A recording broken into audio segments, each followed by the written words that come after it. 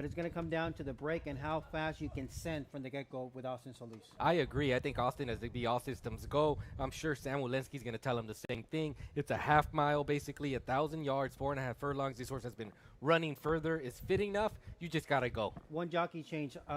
Pedro Flores picks up the one as Edgar Payeros was riding the finale at Del Mar, so he'll be stuck in some traffic heading down to come out to Los Alamos. So Pedro Flores riding the one. Misty Heart in the opener. So race number 1 will begin the place pick all and the dollar pick 4 as well. Race number 2 tonight, 2.5 furlongs, claiming tag of 5,000 straight away for the thoroughbreds. Competitive field. Who do you like there? Give me Superman Shack the 4, a bit of a price, 6-1. With that said, this is my nemesis. I have trouble picking winners at these 2.5 furlong races. It kind of seems like it's a mixed match. It's 6-horse field. You run it 6 times, you might get 6 different winners. Give me Superman Shack with the gate speed. If you're able to open up 4.5 furlongs on him down the backside to a 21-1 opening quarter, I expect the same going 2.5 furlongs. I like how sharp Win Happy, the one there, looked winning at 2.5 when last seen back in April. Stretched out in distance and has shown that speed. I think the one is going to appreciate the cutback in distance. So I would go Win Happy on top, but I do have Superman Shack in second and Ron Auntie Run the 3 in third. So I would go 1, 4, 3 in race number 2. I like it. A 2.5 furlong race. Get as deep as you can. We move on to race number 3. That's going to be the beginning of the Pick Six carryover, and it's a $8,000 maiden claiming event for quarter horses for 2-year-olds going the 300 yards. I landed on Cool Monday, the cause of the Pick Six carryover. Jesse Gonzalez, Juan Aleman winning the finale last night. I landed on them to win the opening leg of the Pick Six tonight. I will be lying to you if I told you I really like someone in this spot. I don't. I know it's the first leg of a Pick Six.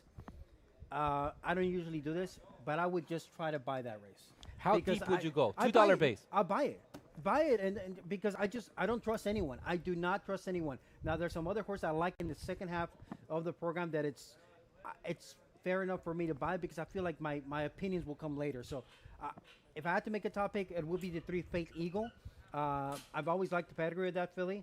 She's been breaking relatively well, but that will be a little bit of a lean. Don't really love anyone in that spot. With that said, if you're going to buy this to start the Pick Six, that means you have to have some singles later on in the card. Race number 4, 350 yards, an allowance event. I think this is one of the singles. I'm Beyond the Stars. Really? On the outside, that's a single for me. Henry Lopez, Jorge Farias, outside draw. I think that's going to be a single in many tickets. It could be because of the draw and the recent levels. But we know there's good gate speed from Checking Eagle.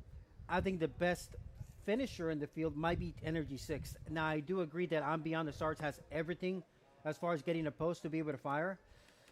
But I feel because of that, she might get overbet. So I'll go with Checking Eagle as a top pick. I'll go with I'm Beyond the Stars. I think that's a single in many plays. Race number 5, the beginning of the late pick 4 maiden event for 2-year-olds going 350 yards. Hard to grasp, gets the outside draw. Jimmy Glenn, Cesar Ortega, your 7-5 favorite. That's where I land. But I don't think it's as easy as that. No, I mean, both of the Jimmy Glenn entrants deserve to be favored, but there's a lot of question marks. Lightly raced horses up and down.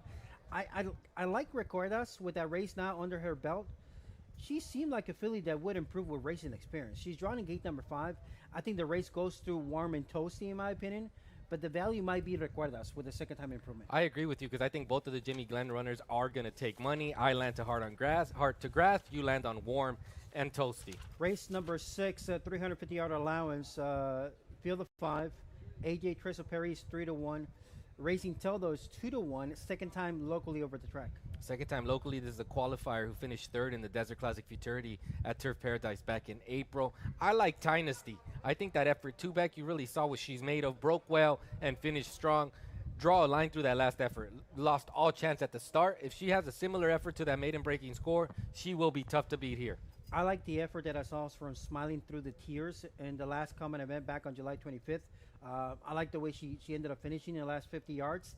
I think she wants the 350 yards. I think she's going to benefit with that race experience. So I gave the 3 smiling through the tears the top pick in race number 6. Race number 7, 300-yard event. The only scratch of the program will come in race number 7. The 2 that she said is out. Hard to explain on the rail off of that maiden diploma. It's 2-1 on the morning line. And that's my selection. Juan Aleman, Martin Arriaga. 15:55 was the final clocking last out on June 28th when Hard to Explain broke the maiden. Light bulb angle, 1 for 10 lifetime now after breaking the maiden last out. I expect another big effort here. Anywhere near that 1555 is a W for Hard to Explain. You know who's hot? Castleman and Justine, and they team up with Mission Possible, who also just broke the maiden last time out. And they're going to be drawn next to each other, so it could be their own little match race. That's going to lead us to the finale. The Florentine handicap, $25,000 on the line. Field of 9 fillies and mares going here. Curl Happy Wagon, last seen in the Los Alamitos Super Derby back in November, is your 3-1 favorite. I like Curl's Happy Wagon, but the layoff is a question mark, but I land on the Rail Runner. I can't quit Terrafina. Terrafina, to me, is consistent. She has numbers. She'll be the top pick for me in the Florentine in gate number 2. But I also like the closing kick of Mumba. Although it's a lengthy layoff, I think she's going to enjoy getting an extra 50 yards. I'm torn. I'll go with 2 and 6 in the finale. That surprises me. You got Rodrigo Aceves and Jolie on the outside. That's your man, Rodrigo Aceves. I thought you would go to the outside horse, but that's how tough the finale is. A fun 8-race card tonight with the Pick 6 carryover as horses are starting to walk down into the walking ring for the opener. Yes, 8 minutes of post time. We'll enjoy the parade with Mike Corona shortly.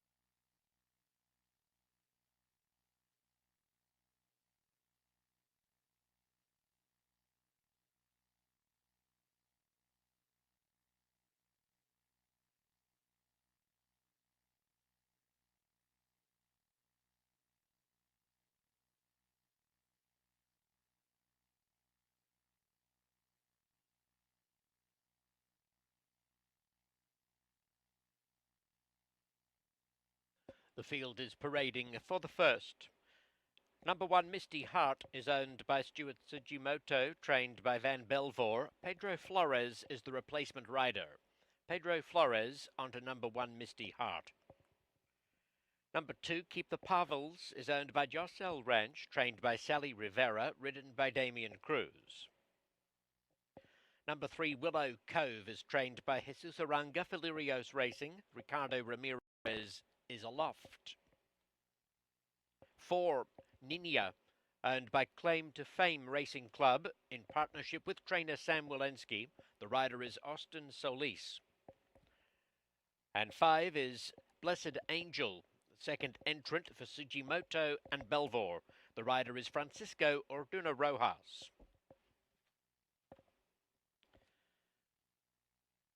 $1,000 yards for the Sunday opener.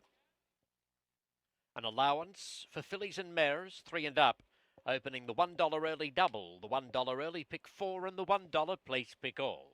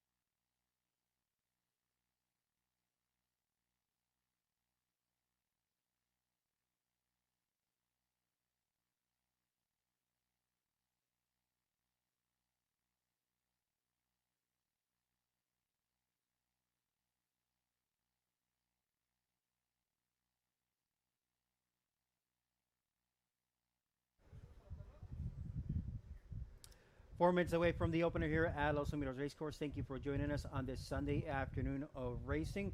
Jockey change here in the opener. The one make it Pedro Flores picking up the mount for Edgar Payera. So Pedro Flores and the one Misty Heart.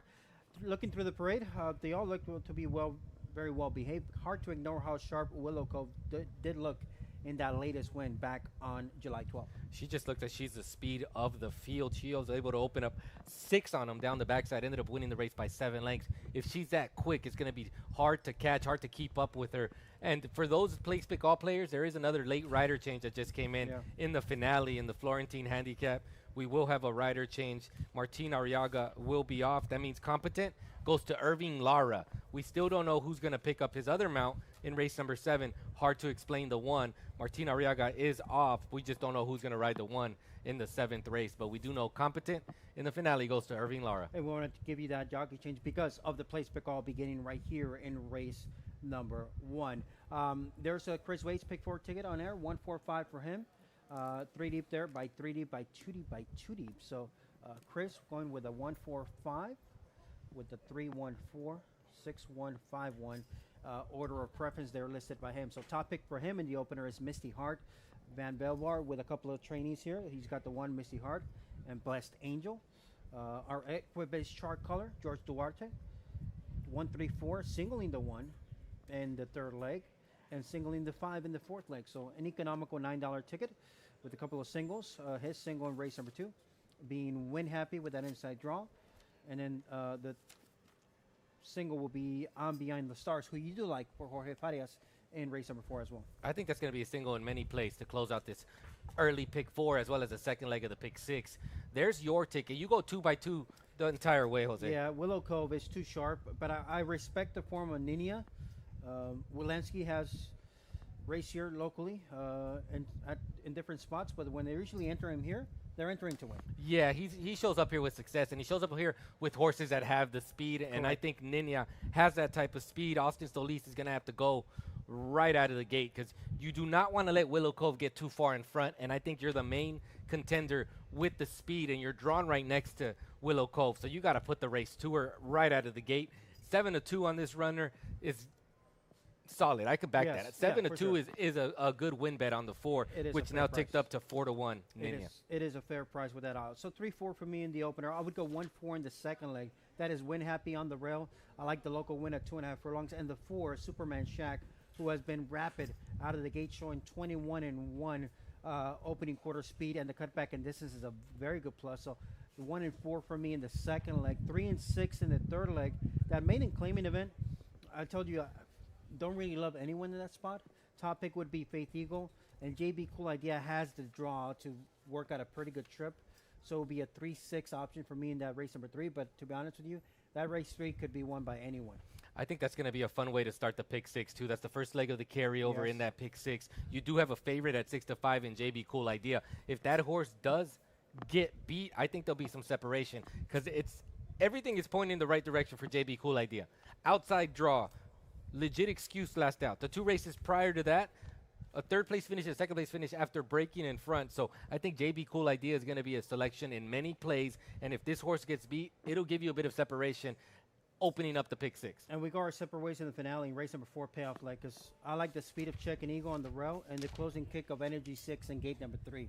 I'm going to try to beat On Beyond the Stars, who draws gate number 5. I think On Beyond the Stars, it's her race to lose. This 4-year-old gray mare draws the outside. I think she's quick enough out of the gate, and she definitely has a class advantage over these other 4 fillies and mares. So I'm all over On Beyond the Stars to close out the pick 6, as is George Duarte, our chart caller here. I just think On Beyond the Stars is prime and ready to run a big race in this 4th. All right, so this begins the dollar place pick all as well. Let's talk second half of the program.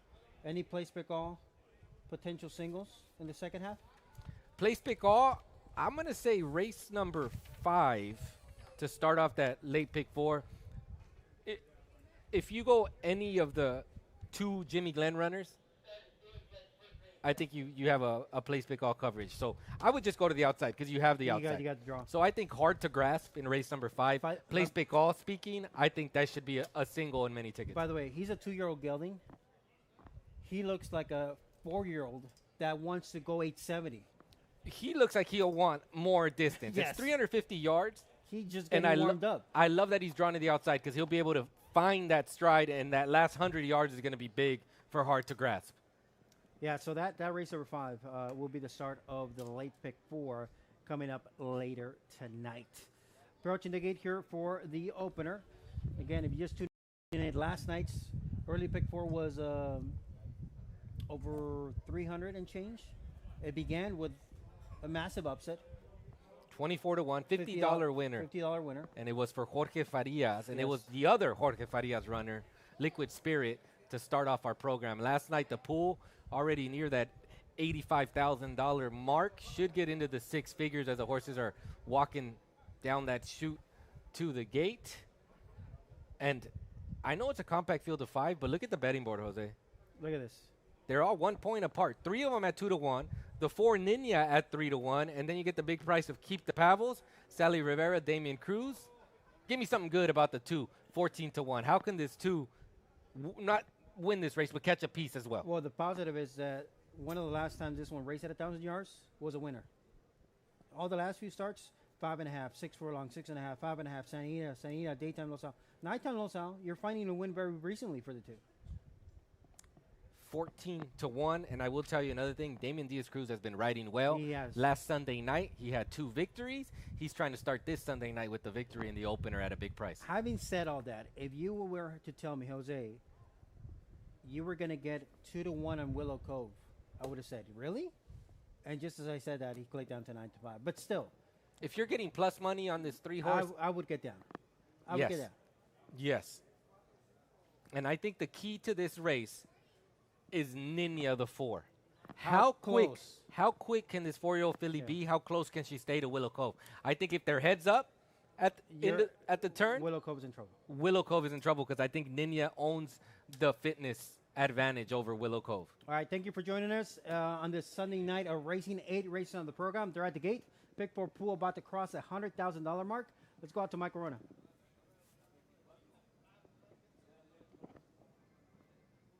Just a couple left to load. Ninia coming up to post position 4, and Blessed Angel will complete the line. 2 to 1 for numbers 1, 3, and 5. Small field, but the fans are having some difficulty sorting it out. Racing, Ninia sharply away, has the head in front early. Now Willow Cove and Blessed Angel are attacking for the lead either side, and there's plenty of pace pressure as this trio thunders onto the main track, putting 6 lengths on Misty Heart, who's back on the inside of Keep the Pavels. Willow Cove through along the inside for Ramirez, has the lead ever so narrowly from Ninia, and Blessed Angel out 3 wide. Half a dozen lengths to Misty Heart, and 2 lengths Keep the Pavels. They sweep the turn with Willow Cove half a length to the good of Ninia. They burn off Blessed Angel. Misty Heart's coming into the picture while hugging the rail. Into the lane, Willow Cove from Ninia. Misty Heart represents late danger, continually gaining on the inside, pulls within a length. Out wide, Ninia reaches a narrow lead. Misty Heart coming at Ninia. Ninia for Austin Solis just in front and wins over Misty Heart. Followed by Willow Cove, clear of Blessed Angel and Keep the Pavels.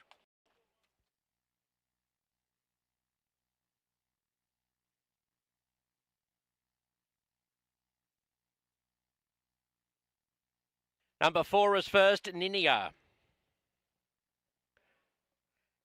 1 second, Misty Heart. 3 third, Willow Cove. Number 5, Blessed Angel, has finished 4th.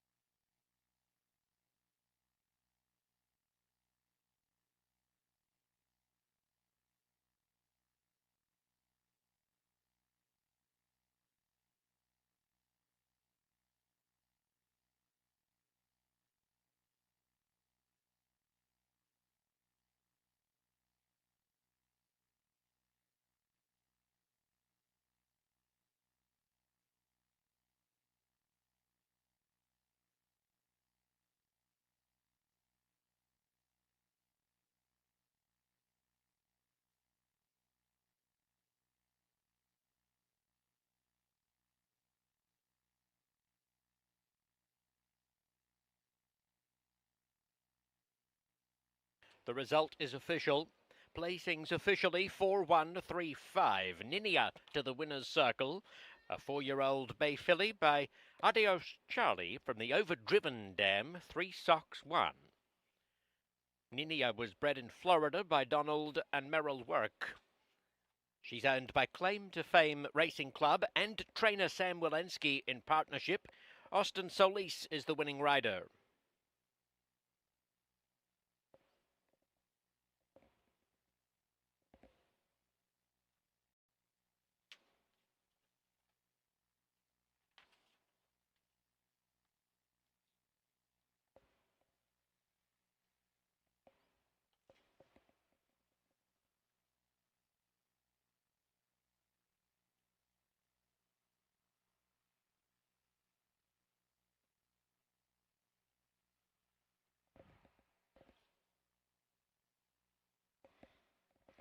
The $1 exacta, $9.20. The $1 quinella, $6.80. $1 trifecta, $28.70. Post time for the second, 7:06. There is $1 pick 3 wagering. Race 2 is clear of scratches and jockey changes.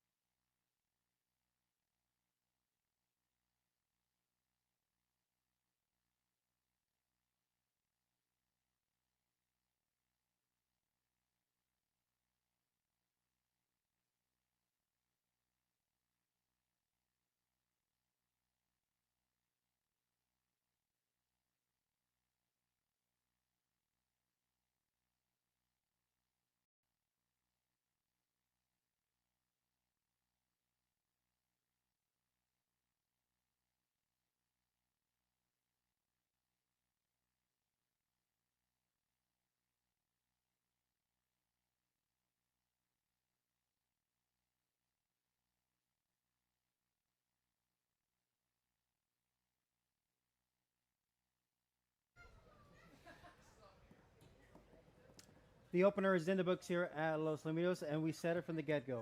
There's speed from Willow Cove, but the key to the race is how close can Ninia stay to the leaders early on. And we expected Willow Cove to actually open up. If Ninia was within a length, you knew Willow Cove was in trouble. Ninia was right at her hip every step of the way. Ricardo Ramirez tried to drift out around the turn to keep Ninia outside and make her take a further route, but he still couldn't hold her off. Ninia was much the best. Austin Solis with the winning ride. Shout out to Alex Jr., Alex Sr., in case you're watching out there. Let's go back and revisit here the start of race number 1. We expected speed to come from Willow Cove, and there was some speed, but actually it looked like Ninia at first look might have broke all of them. It looked like Ninia got the head in front right out of the gate and then was settled. And you could see the body language, right? Austin Solis settled Ninia just off of Willow Cove, and Willow Cove was still close enough to finish. Yeah, once they got to the turn, it was a matter of whether Willow Cove was going to open up or Ninia was going to be able to stalk and make that move. And let's revisit the start here from the get-go. Willow Cove in gate number 3. Ninia broke him. With that nose in front, Austin with a few crosses to get this one into stride. And at this point, Austin said, you know what? I'm quick enough. I'm just going to settle. I'm not going to empty the tank just yet.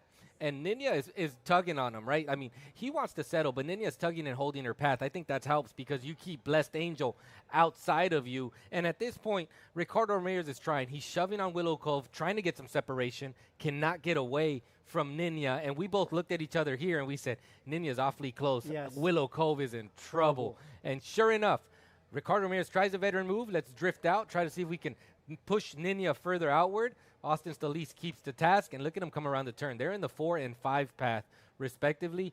Ninia responds with some right-hand encouragement, and she's going to go on by Willow Cove to get the victory here in the opener. Yeah, despite floating out 3 wide, he had the momentum here. And give credit to the 4-year-old filly with the Barn of Sam Walensky and his team. This filly's 3 for 5 lifetime. excuse me, four for five lifetime now. And a third place finish, and he brought her here ready to leave the gate. I think that's the key. Sam Walensky, I believe, has sent out maybe a handful of runners. Yes, I think he's undefeated here. I feel like if he sent out five, he might be 4 for 5. I think so. I think he might be undefeated. Everything he sends here, though, has the gate speed. And has the That's speed. what you Yes, need. yes. Yes. And we saw it again now. I mean, Austin Solis is sitting chilly, and Nina is dragging him to the leaders. And right here, you see around the turn, Willow Cove can't get away from Nina. Nina is there. You've ridden many winners here over this oval. That is where you win or lose a lot of the races because you're either going to go too fast and drift out, or you're spinning your wheels and not able to keep up with the leader. And Ricardo Ramirez tried. I mean, that's another veteran move. Let me drift out to the horse that's running to me. But ultimately, Willow Cove just got a little leg weary, and Nina runs on by. Nice training job by Sam Walensky. He's part owner with Claim to Fame Racing Club. Austin Solis hasn't been in the saddle in quite a while. Comes back to a victory. Nice job. Congrats to Claim to Fame Racing Club, Sam Walensky, Austin Solis, the winning connections of Nina in race number 1 here at Los Alamitos. So the pick 4 is underway. The place pick all is underway as well. 12 minutes to both time for race number 2. That will offer a new pick 3 opportunity. And don't forget, we got a pick 6 carryover coming up in race number 3. So you still got a few more minutes to map out those pick 6 tickets. We'll come back with the analysis here for race number 2, just 12 minutes away.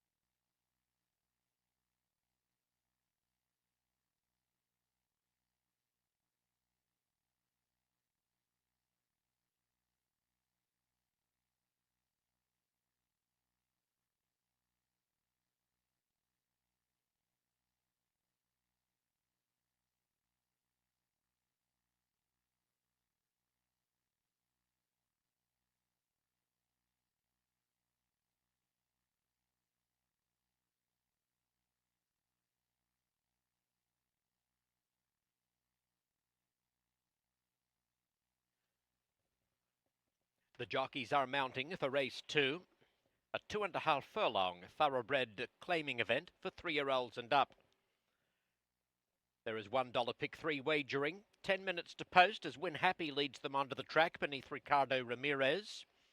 He is one of the pair trained by Jesus Aranga. Win Happy represents Lirios Racing. Number 2, Crypto Craze, is owned by Sam and Campbell Bunch, trained by Santos Perez and ridden by Pedro Flores. Number 3, Run Auntie T Run, is owned and trained by Jesus Aranga. The rider is Francisco Orduña Rojas.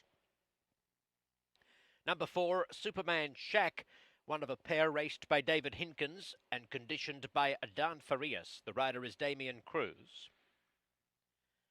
Number 5, Drop the Bit, will break from between those stablemates. Henry Lopez riding Drop the Bit for owner-trainer Angie Aquino. And number 6, Lord Dunmore for Hinkins and Farias, is ridden by Salvador Vargas.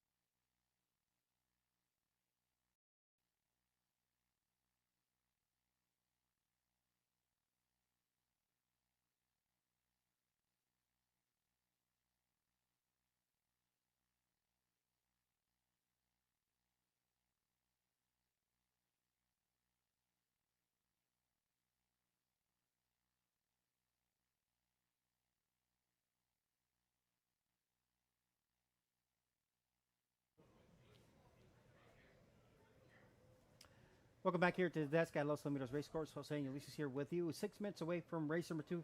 Second leg of the pick 4. Second leg of the place pick all. I like that we're mixing up the distances. We go from 1,000 yards to a straightaway 2.5 furlong sprint for the thoroughbreds here.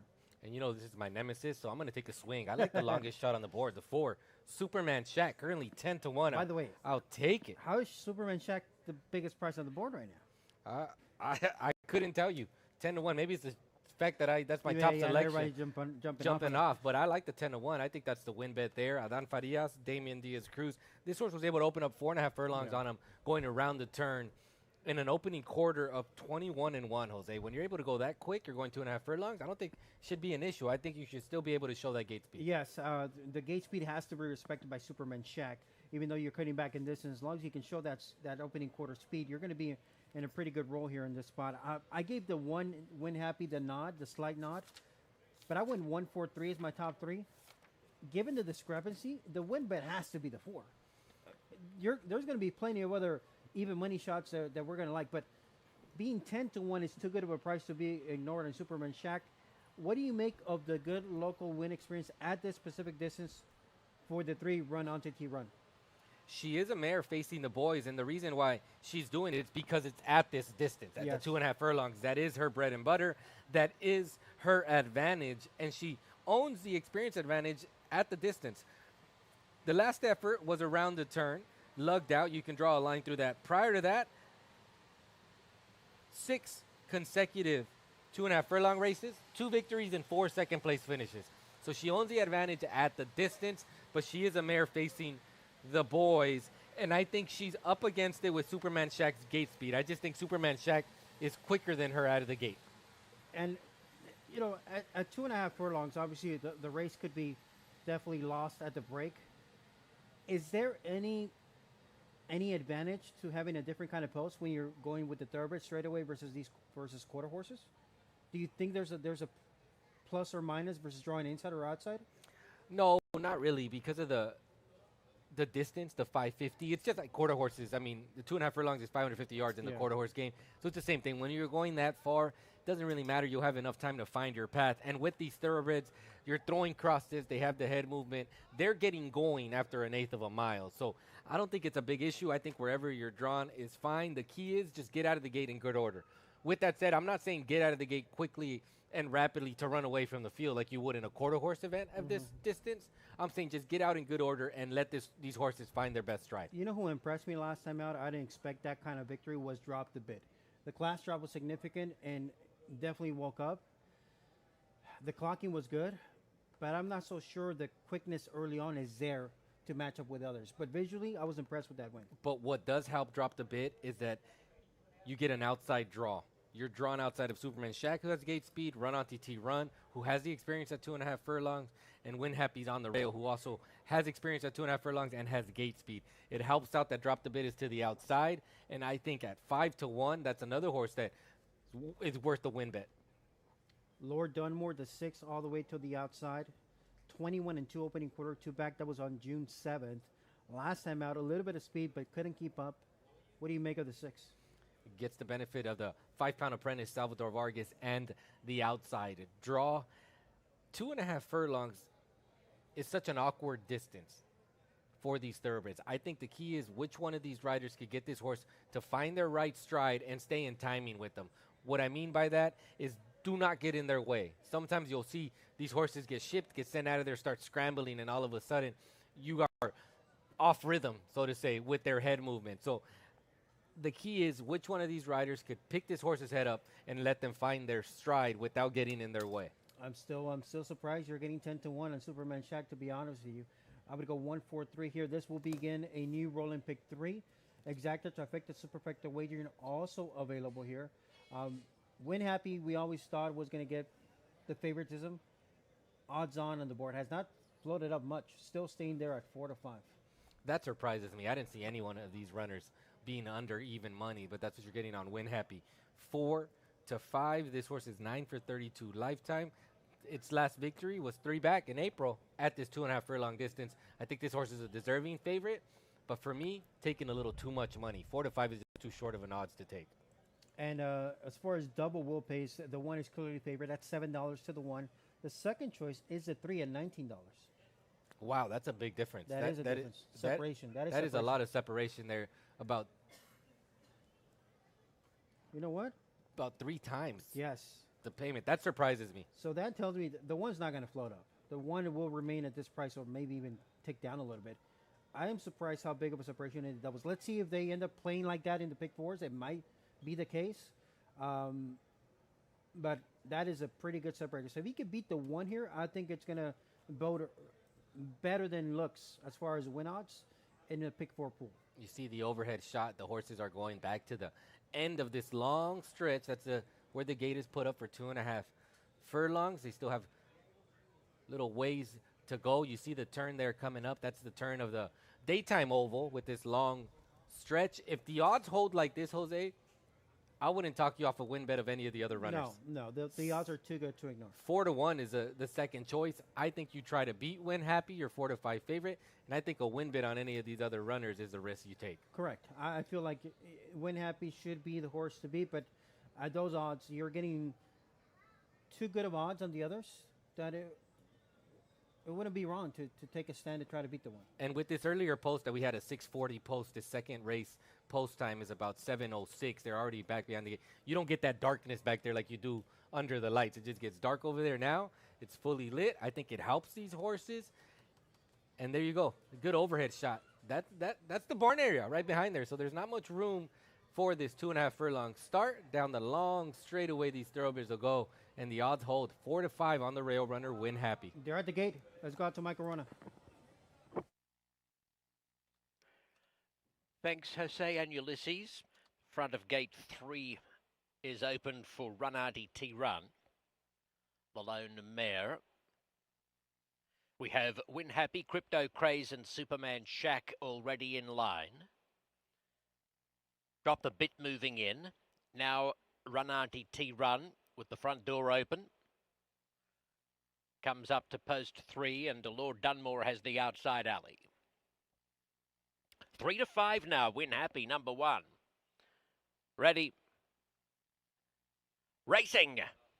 And Win Happy is away smoothly. So too Lord Dunmore from the outside. Superman Shack showing good pace while drifting inwards slightly. And Run RDT Run is in the hunt. But it's Win Happy with the lead. It's a clear advantage for the odds-on favourite mid-race over Lord Dunmore. Run RDT Run. Drop the bit finishing on down the outside. But Win Happy is a mile too good for them. Win Happy romping home. Second to Photo. Close between Lord Dunmore and Drop the Bit, who finished well. Superman Shack was 4th, and then Run RDT Run clear of Crypto Craze.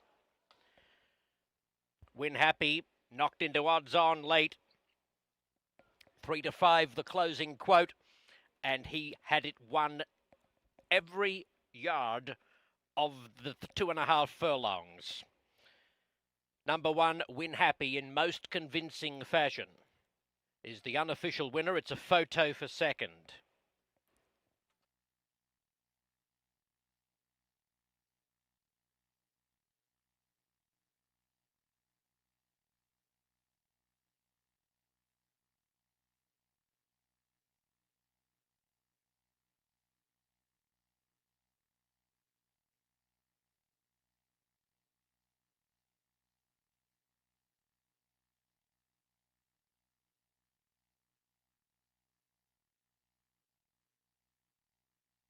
The time 26.18. 26.18. And the final 220 yards was clocked in 10.05 seconds. Second goes to 6, Lord Dunmore. Third, 5, Drop the Bit. Fourth was 4, Superman Shack.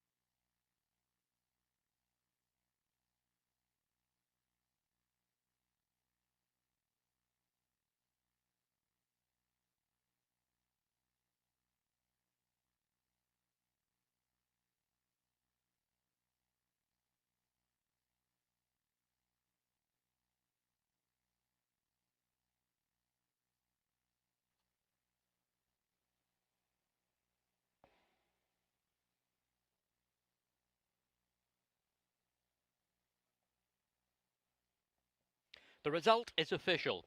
Placings officially 1654.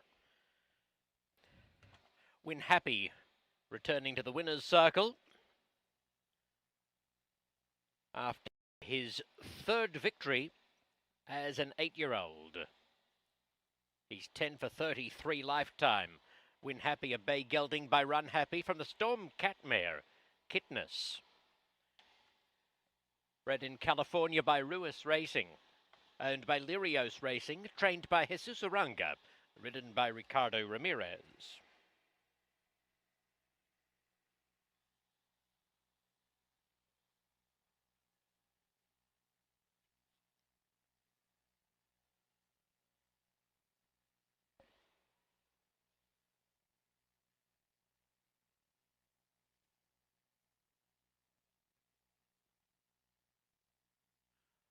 The $1 exacta, $8.80. $1 trifecta, $37.90. 10-cent superfecta, $12.31. The $1 early double, $7.50. Post time for race 3, 7:30. 7:30 for the first leg of the $2 pick 6. There is a $15,000 carryover. Looking at scratches for the pick 6.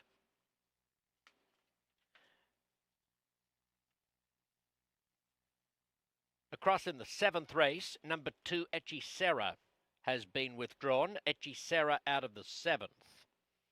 And I heard Jose and Ulysses say that Martin Arriaga is being replaced in race 8 on number 3, Competent, by Irving Lara. I've not received any notification about Arriaga, but apparently he's not riding.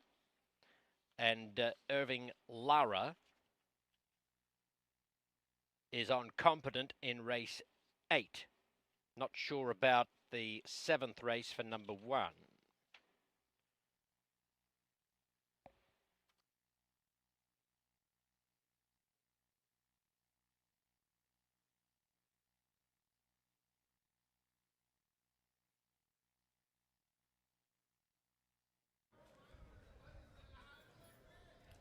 A dominating performance there in race number 2 by Win Happy, who broke sharp from the inside post and just accelerated away from them, winning easily. Easily indeed. The favorite looks like the favorite. The betting public was right on Win Happy. Got out of the gate in good order, and the race was for second place. And you're going to get a nose bob between a couple runners. That is the 5, Dropped a Bit, and the 6, Lord Dunmore. But no doubt about your winner, Win Happy, from that inside post. It was playing like the strong favorite in the doubles, also in the betting board, and clicked down to 3 to 5. Let's go back and take a look at the start there of that 2.5 furlong event for the stir bets. Inside draw, clean break, strong acceleration, and there was a fair break for pretty much all of them.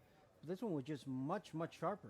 Much sharper indeed. By the time they go past the quarter pole there, it looks like Win Happy's got about a length on them, and you're going to see Ricardo Ramirez awfully comfortable as they come down to the 8th pole. He's already got a 2-length lead, and the race is for that second place money. Here comes Drop the Bit outside of Lord Dunmore. Drop the Bit is gaining with every stride, but Lord Dunmore is going to get the best of the bobs for that second place money. So it's going to be 1-6-5-4. Here's a look at the head on, Jose. Fair shot to all of them. It really was. And Lord, Dropped a Bit. You can tell that good-looking win last time out wasn't a fluke. He got going a little bit too late, narrowly missed the exacta, but the race was a one-horse race. As Win Happy not only broke well, but stayed as straight as possible throughout most of this race, and just got there to the finish line in very professional order. Professional indeed. That makes it now 10 for 33 lifetime for Win Happy, in this 2.5 furlong distance. Looks to be a new advantage to Win Happy. The last 2 efforts at 2.5 furlongs are victories, clear victories. On April 4th, won by a length and 3/4. Today, it's the victory by about 2 lengths, stopping the clock in 26:18, Jose. Yeah, 26:18. We'll call it 26 flat for the winning clock in, and probably could have won a little bit easier if he wanted to. Ryder went to a nice, easy hand ride once he felt that margin was plentiful. Lirios Racing, congrats to the owners. Jesus Oranga, Ricardo Ramirez. It's official in race number 2, 1-6-5-4. We're 14 minutes away from race number 3. Don't forget, pick 6 carryover about to begin here in 14 minutes. Over 15,000 in the carryover for the pick 6. And we'll check in with Chris Wade shortly to talk about a few plays for the pick six.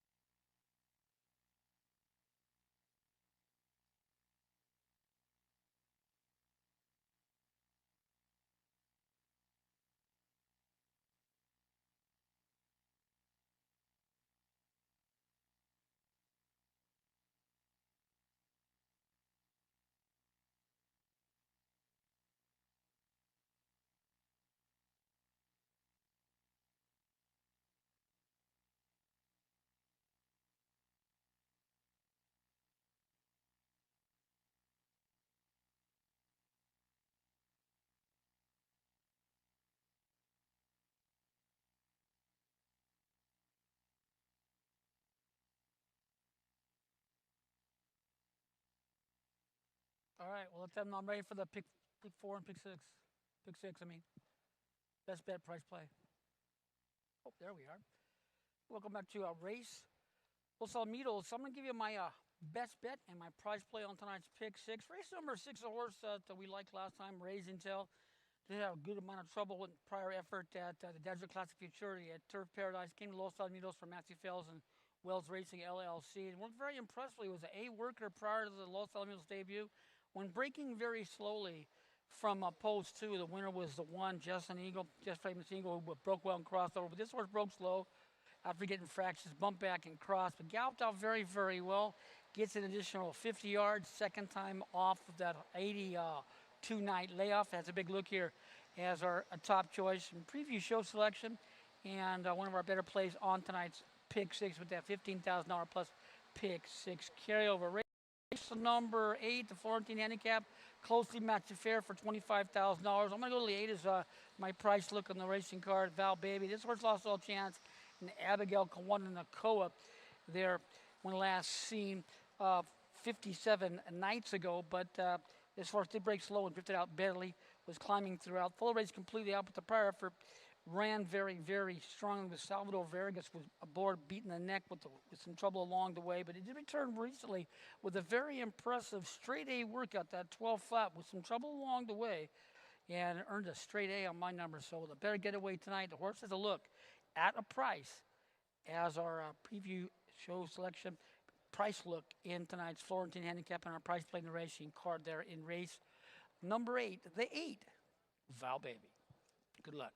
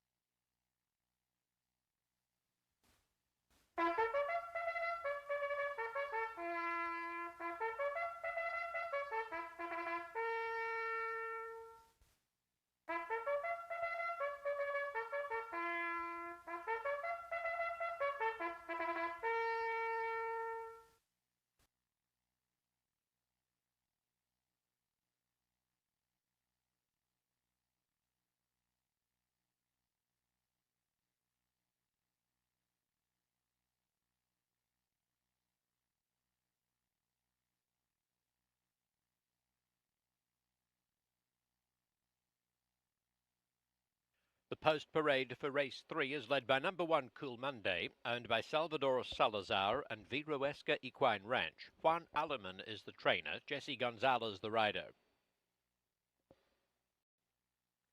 Felix Gonzalez trains half the field, beginning with number 2 Roja Red for Francisco Salinas and Miguel Velasquez. Damian Cruz has the mount.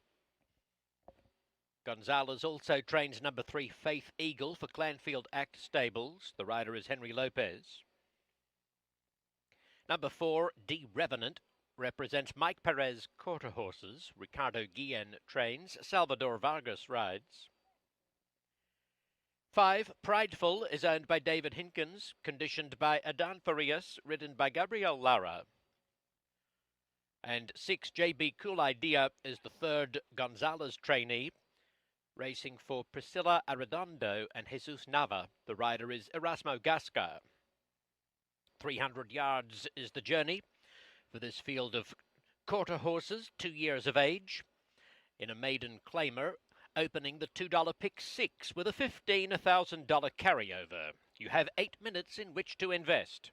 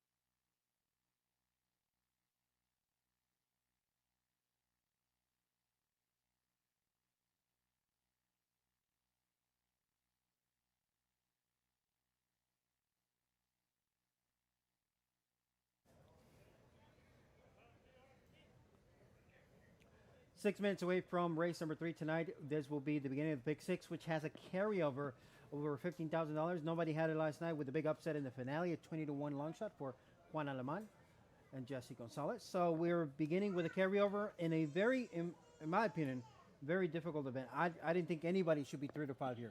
I didn't think so either, and that goes to JB Cool Idea, your 3 to 5 favorite. 1 of 2 for Felix Gonzalez because he also has a 3 Faith Eagle. I like the horse on the rail. Cool Monday. Juan Aleman, Jesse Gonzalez are the cause of the Pick 6 carryover, winning the finale last night. I like him to win the first leg of the Pick 6 tonight with the rail draw, and I'm digging the 5 to 1. Well, Cool Monday was favored against 16 claimers just 2 starts ago, and now you're in for 8. And the last out, Legit Excuse, broke in, got bumped, didn't really fire after that effort. I don't mind the rail draw. This horse's best effort was 2 back, like you spoke of, in post position number 2. So I don't mind the rail draw for JB Cool Monday, and I think this is a vulnerable favorite on the outside to start off our Pick 6. Well, I ended up going with the other Felix Gonzalez trainee as a top pick. That is Faith Eagle, the 3. She has broken 3rd, 1st, 2nd, and 3rd in all 4 starts. So she's shown us that she can break relatively well up to this point. She's been against maiden 12s, maiden 16s. Last time out was in gate 3 in a field of 5. I like that effort 3 back. It's not going to take much more than running a 16-second flat to win a race like this. We expected a 6 to take money because of the draw and the good effort 2 back. But I think you can build a case for anyone here.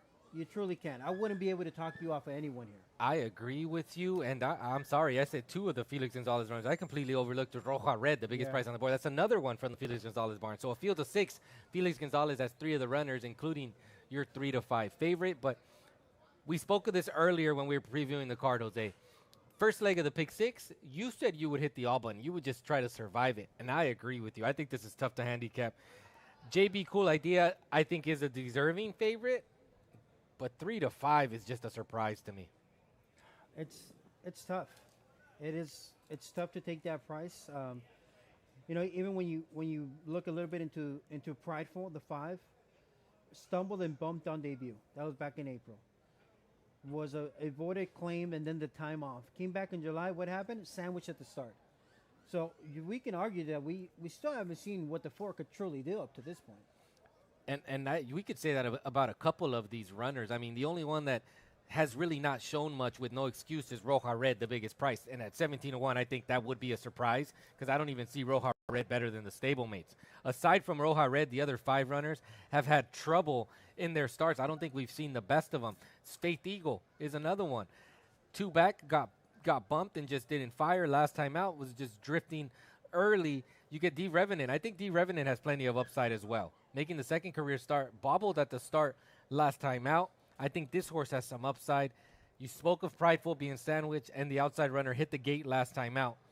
Prior to that, broke well, had no excuse, and got beat. I don't like to see that on a 4-5 favorite. What do you think the winning clocking is going to be good enough to win this race? I think it'll be sub 16. I think it'll be in the 1590s range. And you see, JB Cool Idea has done that twice already, 2 and 3 back. But I don't like that this horse has been, so to say, giving up the leads. And here's my handicapping 101 that I bite for when I'm looking at quarter horses. Have we seen a quote-unquote A-effort, trouble-free trip from any of these runners? Yes, on the 6th. The effort 2-back, you had the outside post, you broke well, no trouble. You're a 1593 type of horse with ideally a perfect trip, right? And that's 2 and 3 back because you look at the 3 back, drew the outside again. 3 back. Correct. And broke in front. So, yeah, you're looking at best, JB Cool Idea does 1590s. Correct. So that's the bar. We already know what the 6 can be. I don't think we can truly say we can see what everybody else has been in an A effort. So that's where I dilemma. That's where I'm okay with letting a 3 to 5 like this price beat me because I already seen the A effort. You already see what the bar is going to be set Correct. by JB Cool Idea. And that's why I love this game. That's why it's fun to bet on this game because you're predicting that these other horses are going to take a step forward and be able to do better Correct. than JB Cool Idea's A game. And look at what, at minimum, you're getting 4 to 1. Minimum on anybody else. Well, now 7 to 2. And right? With that opinion. And that's where you put the win bet in on any of these other runners. Find an exacta. If you're going to start the pick 6 here, the pool is currently over $52,000 with a minute left to post. So that pool is going to jump into the $75,000, hopefully even more than that. And if you can beat this 3 to 5 favorite, you'll get some separation. $35,000 already in fresh new money, and it's going to keep climbing here. $2 variety here, the minimum for the pick 6. And let's talk a little bit about the sequence since we're talking pick 6 here. You thought that race number 4 goes through the 5 on Beyond the Stars, right? I would be willing to make that single in the pick 6 sequence. I think it's all about On Beyond the Stars in race number 4. I think this horse has a class edge and gets the benefit of the outside draw. We might have a dinner bet because I like Chicken Eagle on the rail in race number 4. Listen, I'm always hungry. You know that. Start calling Schwannies right now? Call them now. The loser will pay because I'm on the outside. I'm Beyond the Stars. You like Chicken Eagle. With that said, go too deep if you're playing this pick 6. A race number 5, the start of the late pick 4, third leg of the pick 6. Jimmy Glenn holds the pair of aces. Is that hand good enough to win that race?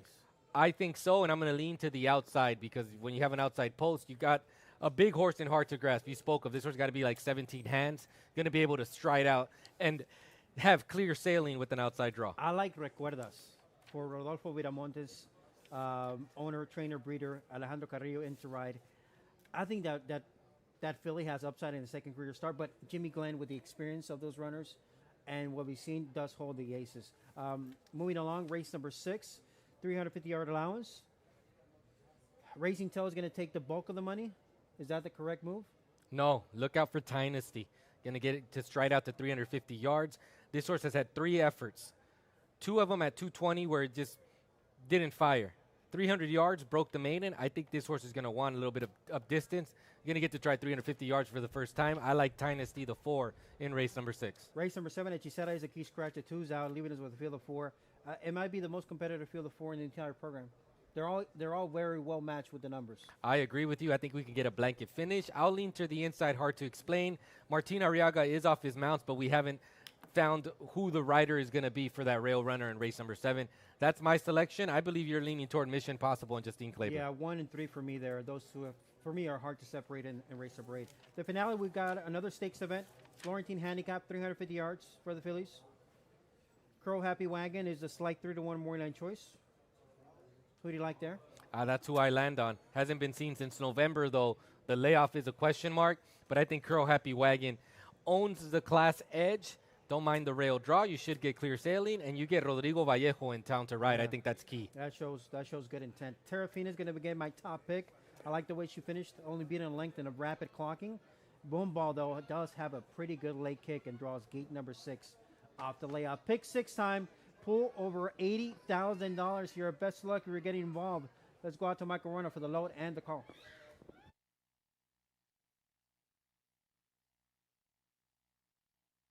The gate filling for race 3. Last couple to load will be Prideful and JB Cool Idea. 3 to 5 for JB Cool Idea. Prideful being dismounted behind the gate by Gabriel Lara.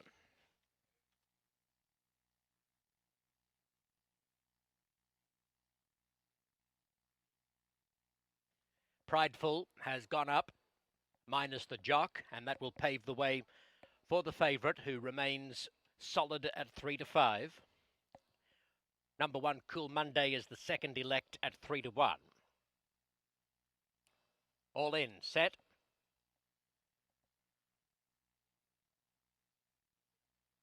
Movement from Prideful in gate 5. Racing. JB Cool Idea breaking inwards. Cool Monday flashing plenty of pace while drifting outwards a little bit. Cool Monday and JB Cool Idea fighting it out, clear of Faith Eagle. Cool Monday spurting away, he's going to win it well. Cool Monday over JB Cool Idea, Faith Eagle third, Prideful running on for fourth, then D Revenant well clear of a troubled Roja Red. Cool Monday in a half point, final click of the tote board to 5 to 2. Has taken out the first leg of the pick 6. Beating number 6 JB Cool Idea, with number 3 Faith Eagle finishing third and number 5 Prideful fourth.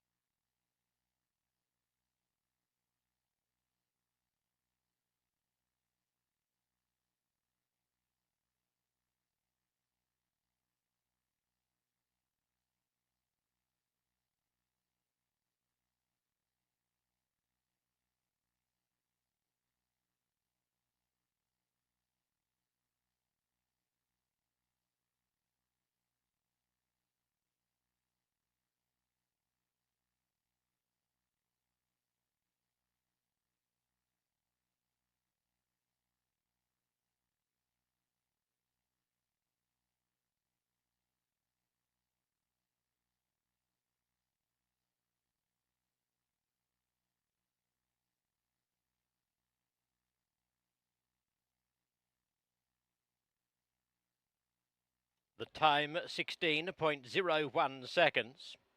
16.01 with a closing split of 10.09.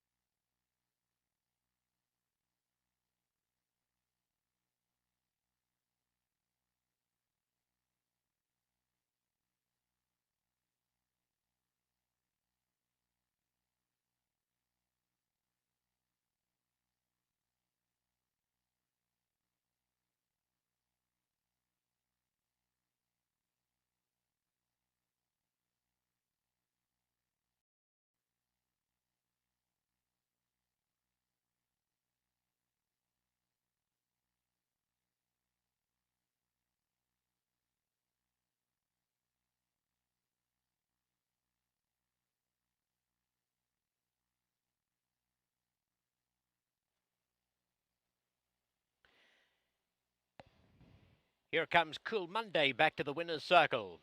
A sorrel gelding by Cyber Monday from the tempting dash mare Cool Tempter.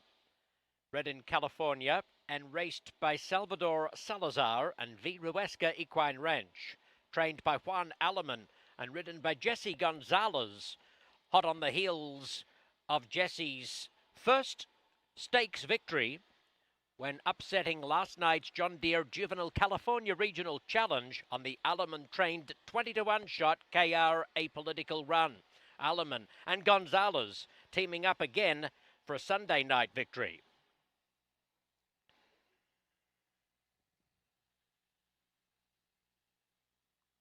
And by my reckoning, that's the 5th win across the last 2 weekends for Juan Alaman. And that includes 3 stakes victories. Placings officially 1635, the $1 exacta, $8.70, $1 trifecta, $27.30, 10-cent superfecta, $8.62. Post time for race 4, 7:54. It's the first half of the $1 mid-card double. No changes to the field.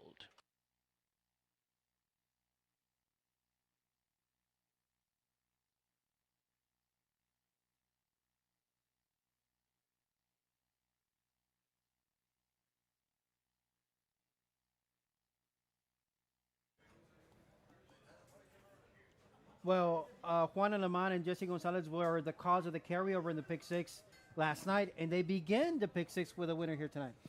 That was my top selection. I liked them, and they got a clear trip. I think that was the key from that inside draw for Cool Monday, because the favorite, JB Cool Idea, broke inward, had a bit of trouble, and by that point, Cool Monday had run away with it early. Yeah, that changed the complexion of the race once JB Cool Idea broke inwards and caused some commotion. Let's go back and take a look at the start there from that inside draw. Cool Monday, Juan Alaman did take some money to go off as a second choice. And we mentioned 2 starts ago, Cool Monday had been favored against 16 claimers, and now was dropping against 8 claimers. And the rail draw helped. We're going to pick them up here left of the screen. Cool Monday gets out in good order. But look at the favorite, JB Cool Idea. When we get the overhead shot, you're going to see JB Cool Idea broke so well that this horse was trying to run toward the competition, broke inward, and a couple of the runners just got bumped and affected, but not Cool Monday. Jesse Gonzalez with another nice ride for Juan Alaman, just like last night. Yes, it's going to be a very good win, and we talked about how the clocking was going to be. I mean, that was the only good clean trip of the race. It was a Cool Monday on the rail. You see the left hand of the screen. That is Cool Idea breaking inward into the path of the 5. Prideful, the 4, D Revenant, by domino effect, gets bumped out of there too, as Faith Eagle, the other Felix Gonzalez runner, also affected, but not Cool Monday. Let's take a look at the overhead shot. You're going to really get an idea. Cool Idea broke so well that this horse was trying to run toward the competition and break inward. I mean, look at this start. Yeah. Had a half length on him, 3/4, was trying to find some competition, and ultimately it affected Erasmo Gasca's ability to keep that forward momentum because he had to correct Cool Monday right out of the gate. Yeah, Cool Monday just much sharper, in command and in control. Congrats to Salvador Salazar and Resga Equine Ranch, and this gelding bred in California by Cyber Money at a Cool Tempter, a maiden and morning career start number 4. Good pool there in the pick 6. Did go off as a second choice, paying $7 even for the win, and 1-6-3-5 officially in race number 3 to begin the pick 6. Congrats to Juan Alaman and Jesse Gonzalez. They stay hot here as they got the winner of the finale last night. Coming up 14 minutes away from the payoff leg of the early pick 4. Stay tuned.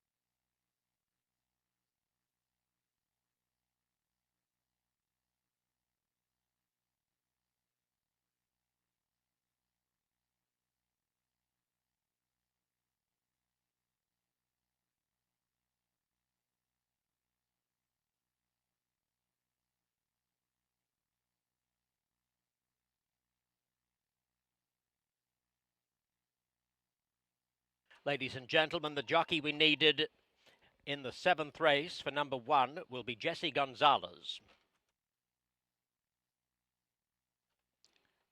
The replacement rider for Martin Arriaga in race 7 on number 1 Hard to Explain will be Jesse Gonzalez.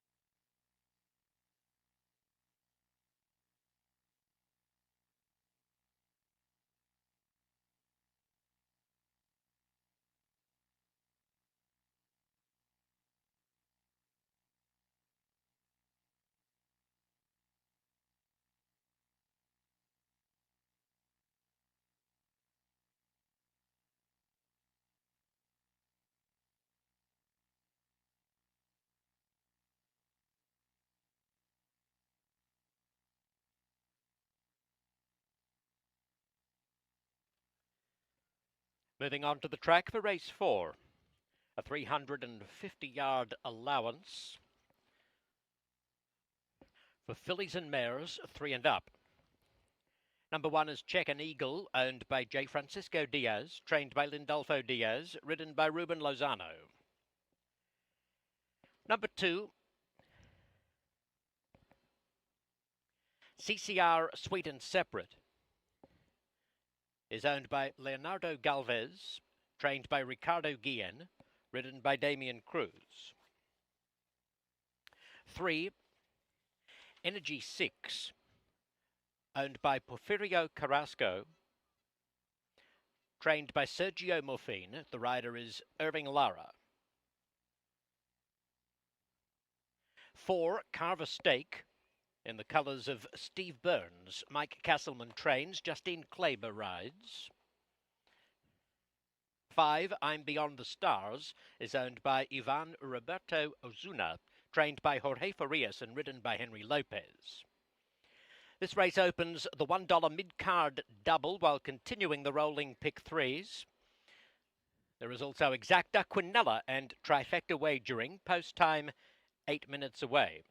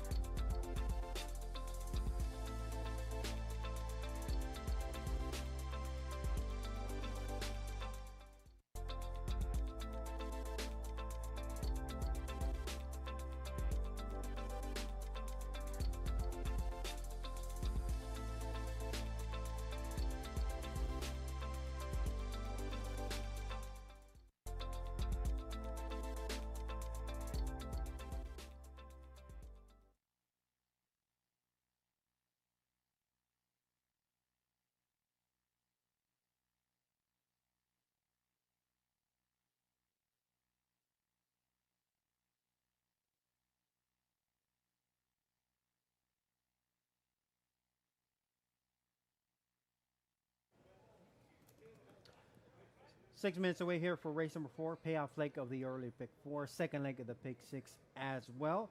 This race number 4 here, as we got a field of 5, 3 to 5 on Beyond the Stars on the outside post for Jorge Farias. Henry Lopez looking for a clean trip with that post. Gets the benefit of the outside draw. I think the race goes through this outside runner on Beyond the Stars. She's a pretty mare. Looks great out there in post currently.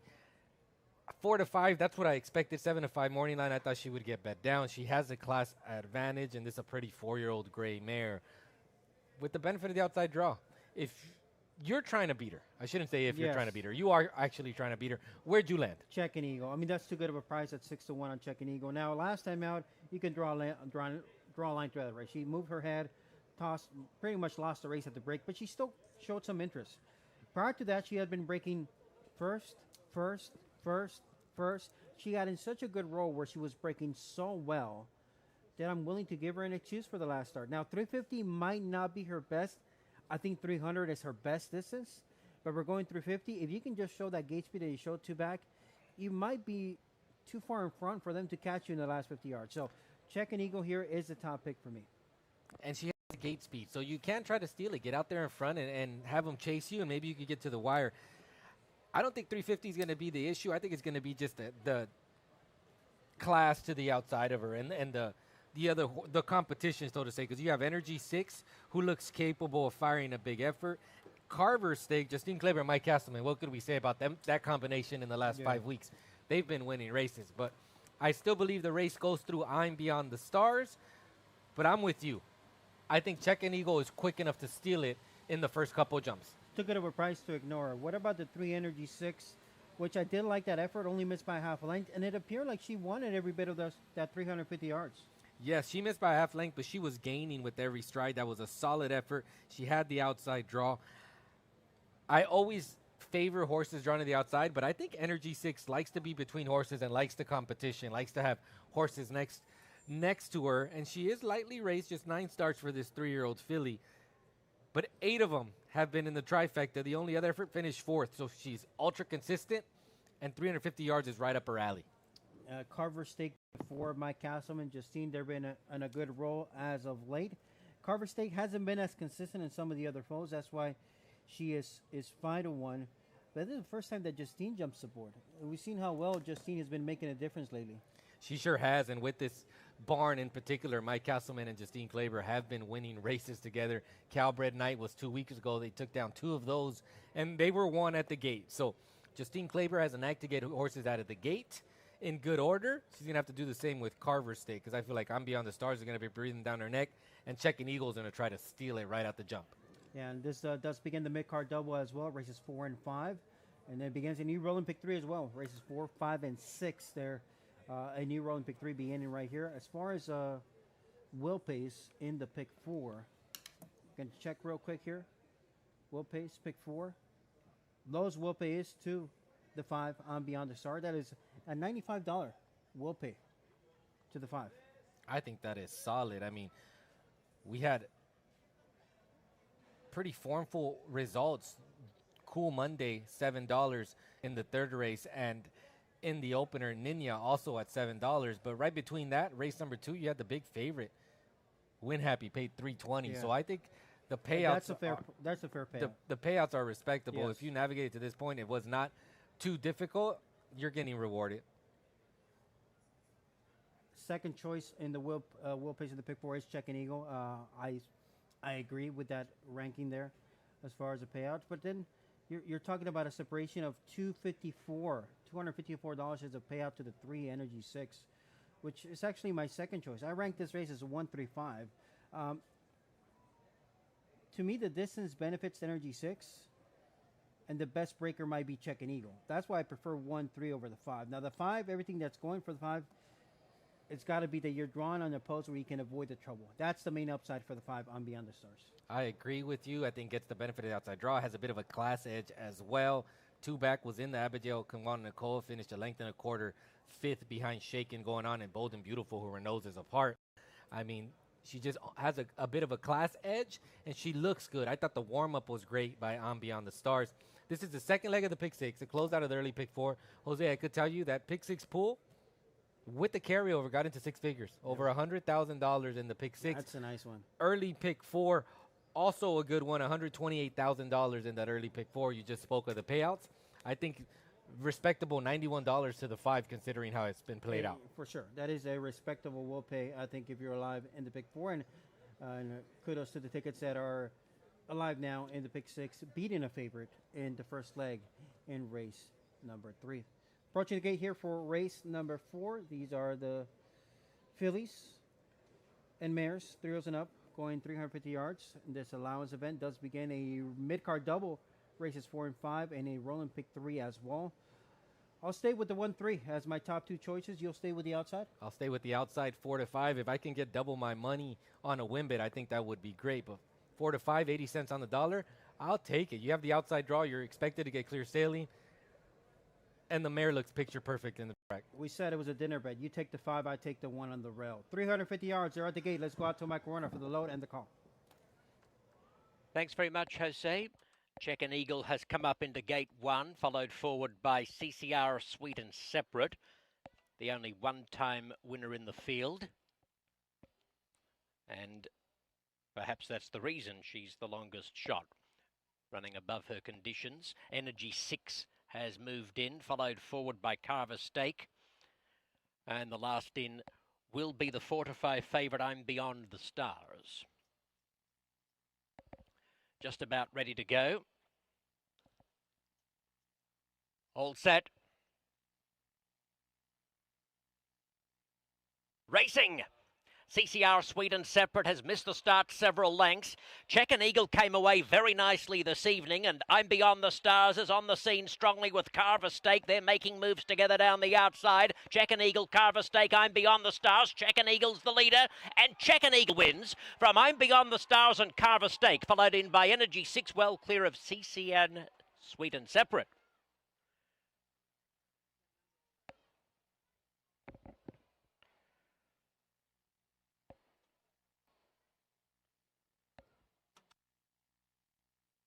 Number 1 first, Check and Eagle is the unofficial winner, beating 5, I'm Beyond the Stars, and 4, Carver Stake, with number 3, Energy 6 finishing 4th.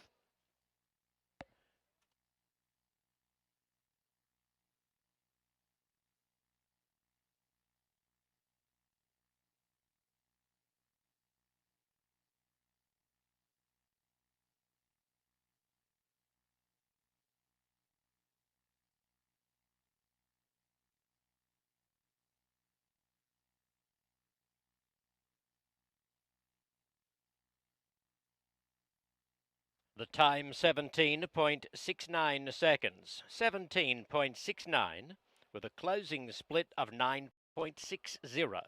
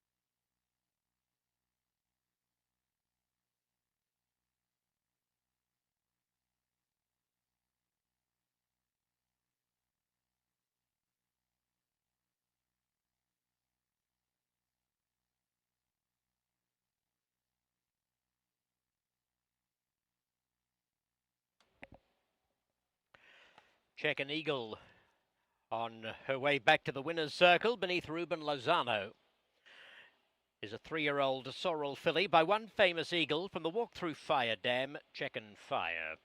She was bred in California by the owner, J. Francisco Diaz. Lindolfo Diaz is the winning trainer.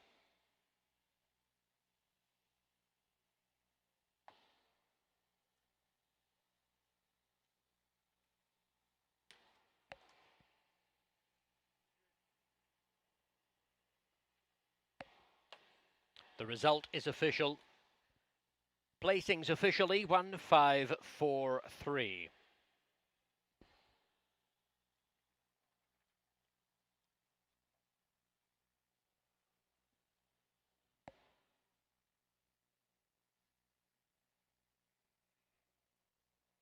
$1 exacta, $6.80.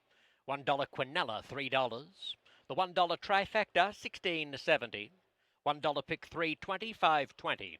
And the $1 early pick 4 pays $140.90. Race 5 opens the late pick 4, post time 8:18. No changes, no program changes for the 5th race.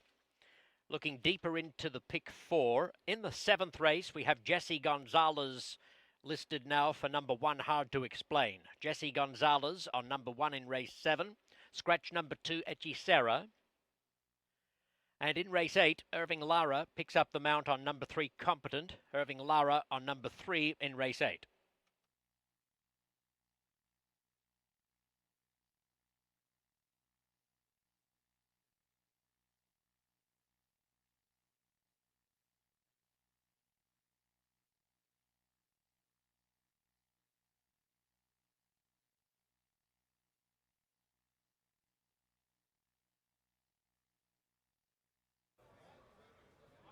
Race number 4 now official there. A very good win by Chicken Eagle.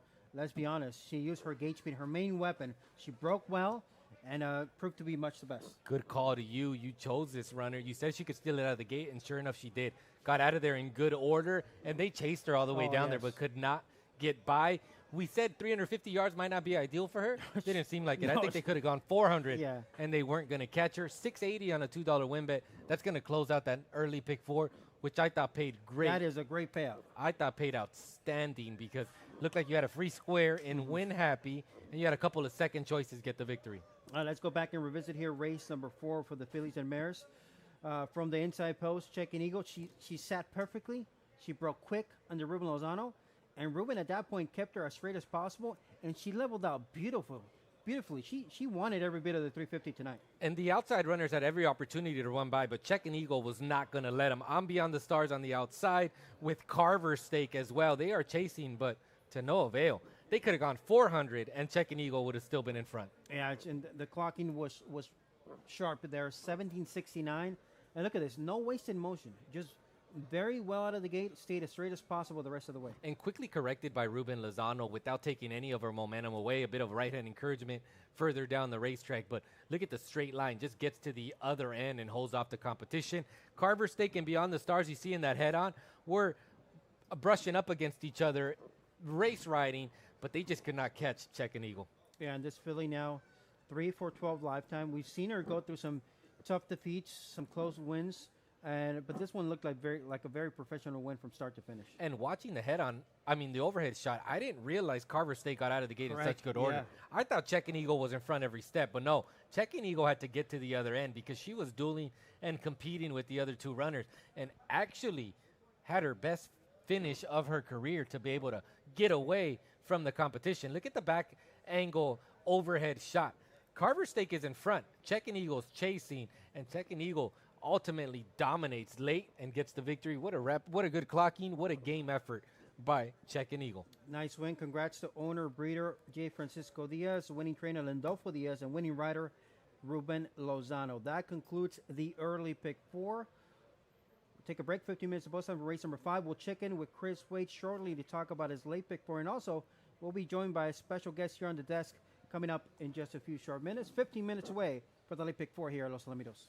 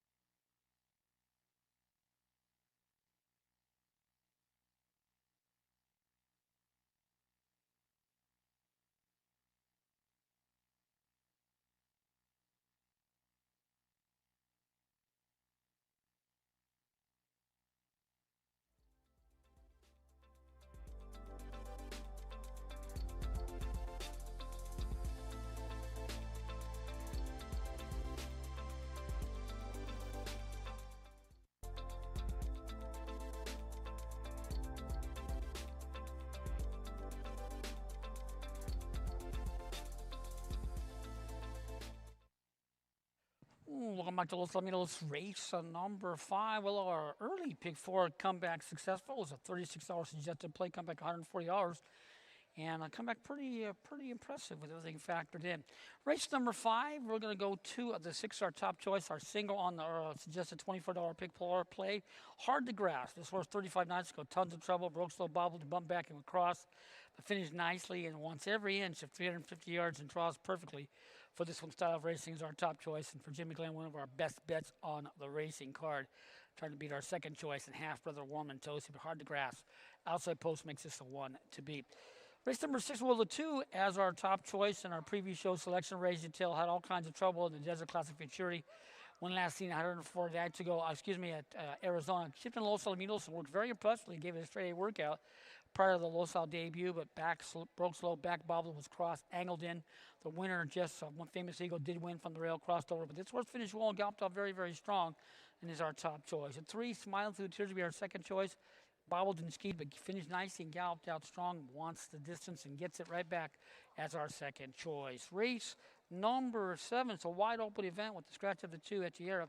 We'll go to the 1 as our top choice now. Hard to explain. 42 nights ago, broke a little slow and ski, but finished nicely to win nicely and gallop out very strong as our top choice. At 3, Mission Possible. Broke well, a productive event. The horse did run 6, came back to win last night at a price for Justine Kleiber. Then we'll go to the 5, Nymph-like, draws well as our 3rd choice in tonight's 7th event.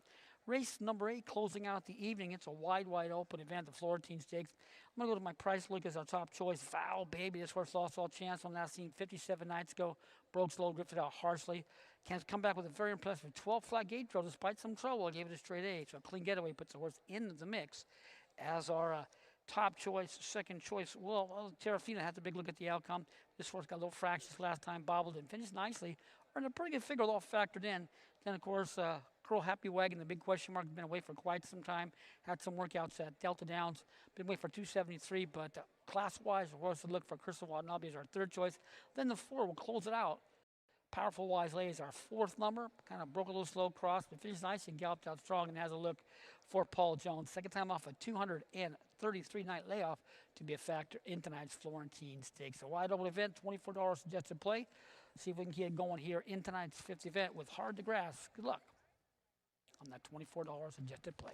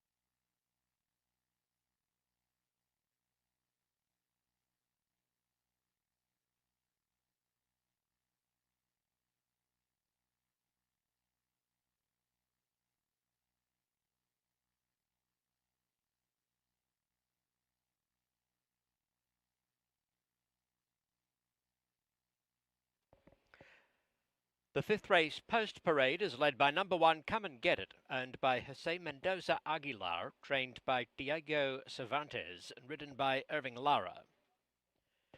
Number 2, Southern Speed, is owned by Andreas Farm, trained by Jose Flores, and ridden by Gabriel Lara. 3, Warm and Toasty, first of a pair owned by Ed Allred and trained by Jimmy Glenn Jr. The rider is Oscar Peinado. Number 4, the Red Boy, races for E.G. High Desert Farms. He's trained by Jesus Nunez. The rider is Damian Cruz. Number 5, Recuerdas, owned and trained by Rodolfo Viramontes, ridden by Alejandro Carrillo. 6, Hard to Grasp is the second Allred Glen entrant. Cesar Ortega has the riding assignment. The $1 late pick 4 commences with this 350-yard maiden for 2-year-olds.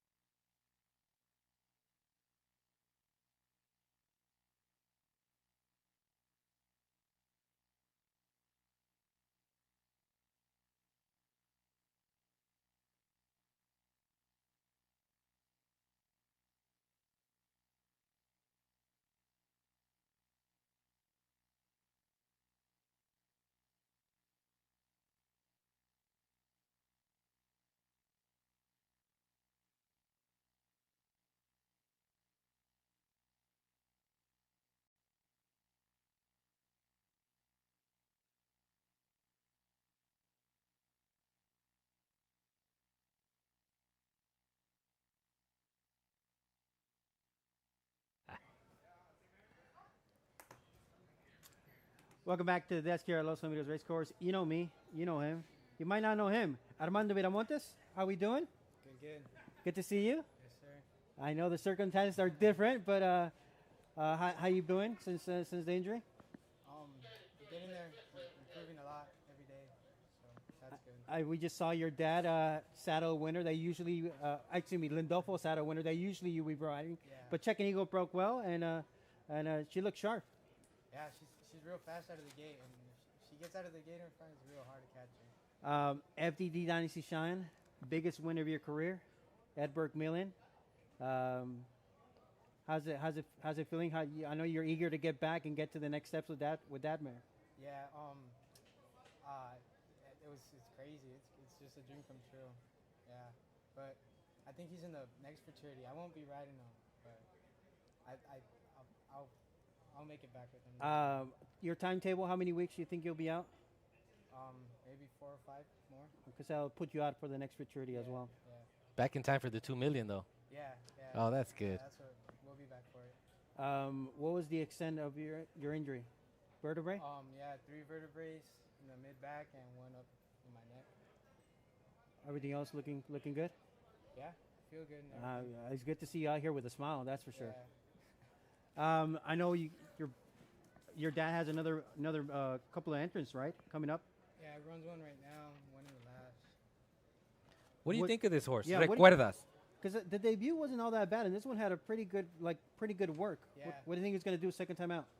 Hope. I like her. She's real smart and she's come a long way from like breaking point to where she is now. I've never ridden her in a race. Yeah. She ran the weekend I fell, so I like her right now at night. I don't really know much about her, but in the morning I know a lot, and she should come out of the gate good today. So About how big of a barn does your dad have right now? we usually just like breed our horses and Yeah. run the ones we breed, and right now we're probably looking like a maybe 6-7 horse barn. A little bit about you. What year did you start riding? I think it was here 2018. 2018. Yeah. So this guy to my left was still in the We jockey's crossed room paths. back then. I still rode against him. Yeah, we Races. crossed paths. I was there till 2020, so we had a couple years where we crossed paths. I was already on the downhill side. He Yeah. was on the uphill, Yeah. and it's good to see you. I was happy for you when you Yes. won the Edberg Million. Yeah. That was the first time you had a hat trick night. That was your third victory of the night. You were able to get that victory by a nose. And I've been on that end. I've had that equipment that you're wearing Yeah. today. I've been on that end. It's just unfortunate that it happened after winning such a big race. The good thing is that it seems to me like you're going to be able to hold on to the barns that you were riding for. So that's a good thing, and I hope to see you come back for the 2 million. With that said, you are out here on the night where a horse that you have previously rode won. I'm sure you speak to Lindolfo, and I see you talking to these other riders. Is it going to be easy for you to get back in the saddle? I hope so.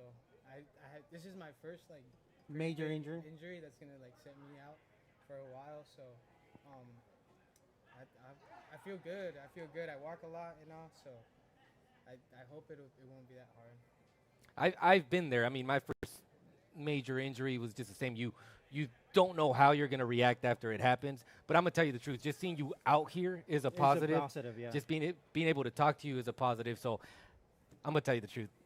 Once you get legged down on that first horse, it's just all going to be like second nature. You're just going to go on with it. So I'm glad to see you back up and going, and I hope you continue to have a good 2026, man, because you were on the up and up, bro. Yeah. You've been keeping up with Lindolfo about how the big horse is doing in the mornings? Yeah. I think he worked about a week ago or so. Yeah. And I saw him gallop the other day in the morning, and it's exciting. It's cool. That horse is really, really cool. He just likes to do everything. Yeah, FDD Dynasty Chan stepped up big time to win there in the Ed Burke. And, of course, he'll be pointing to the next big futurities. You got the Golden State, which you'll miss, but hopefully you'll be back stronger, better than ever for the 2 million. Yes, sir. All right, good to see you. Good to have you on the desk. Good to see your face out here smiling. And we hope to see you back in the saddle sometime soon. Thank you. Good luck, brother. We'll be cheering you on. I know I will. I'll By be the cheering way, you on. we were talking. You've never won 3 races in a night, right? No. 2 for sure. You were close to getting 3. No, I got 3. when No, I you won got 3. The yeah, million. Yeah, yeah. The million night, FDD yeah. was the 3rd. Yeah. So that's what we're debating. Yes. Yeah. Because you had won 2 before, but not 3 until that night. Yeah. 98 total victories. As soon as you get back, dude, you're going to get over that 100. century mark. I That was so close to the that 100 mark. that 100. It won't take you very long once you get back in the saddle, man. It's good to see you. Be cheering you on the rest of the year, and hopefully 2 million. You're Yeah. back in action. Get that horse to qualify. Congrats to the barn here. Of course, Lindolfo Diaz getting the win, but good luck to your papa here, Rodolfo Viramontes, owner, breeder, and trainer of Recuerdas. Armando Viramontes, thank you for joining us on the desk. Good to see you out here. Thank you for having me. Keep the good spirit going, and hopefully see you healthy and riding sometime soon. Thank you. They're at the gate here for race number 5, start of the late pick 4. Pick 4 pool about to cross $100 mark. Ulysses, top pick for you. I'm to the outside. It's 4 to 5 favorite. Hard to grasp. This horse is big. Looks like he's rangy. Going to be long striding and going to have that clear sailing with that outside post. I like the 5 Recuerdas, not just because Armando's sitting next to me. I picked them hours ago. So I like the debut was a little bit. It was a debut. It was an educational debut. I think there was more left in the tank. I'm looking for improvement. And Alejandro Carrillo is in to ride for Rodolfo Viramontes. I'll go 5, 3, 6 as my top 3. They're at the gate here. Late pick 4 about to begin. Let's go out to Michael Rono for the load and the call.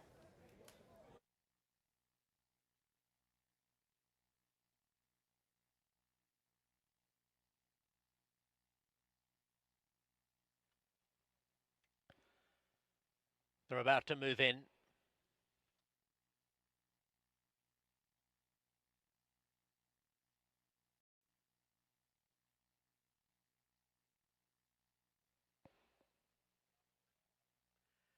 Come and Get It has entered gate 1.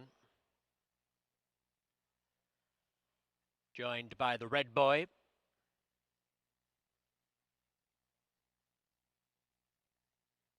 Southern Speed and Recuerdas coming along. And the stablemates and top 2 in the wagering will load last. Warm and Toasty and Hard to Grasp. The late pick 4 pool jumping to $120,000. It's 4 to 5 for number 6, Hard to Grasp. 2 to 1, number 3, Warm and Toasty. 5 to 1 for number 5, Recuerdas, the lone filly.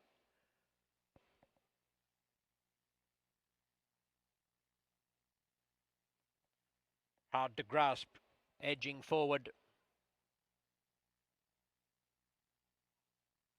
All in. Racing. Recuerdas has stayed in the gate. Didn't leave the gate. It's Warm and Toasty and Hard to Grasp, followed by the Red Boy and Come and Get It. Warm and Toasty drifting wide. Hard to Grasp on the outside. Hard to Grasp will edge Warm and Toasty with the Red Boy 3rd, Come and Get It 4th, followed in by Southern Speed. And Recuerdas the filly is still in the gate. Never left gate 5. There will be obviously a steward's inquiry. So the stablemates have drawn clear to battle it out. And it was the favourite, Hard to Grasp, edging the second choice, Warm and Toasty, 6 over 3. With number 4, the Red Boy 3rd, and number 1, Come and Get It 4th.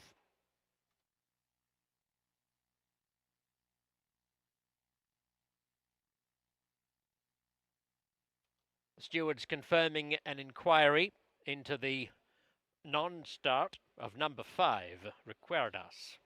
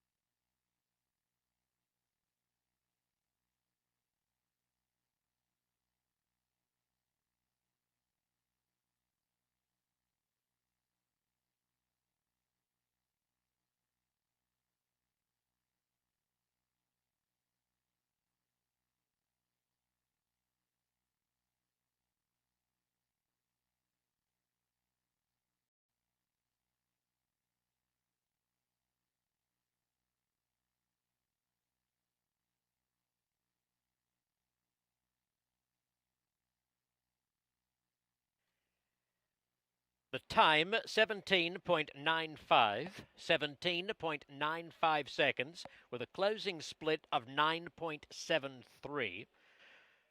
The stewards have concluded their inquiry. ruling that number 5, Recuerdas, was afforded a fair start. The filly simply refused. Recuerdas, number 5, will be considered a starter. She had every opportunity, but refused.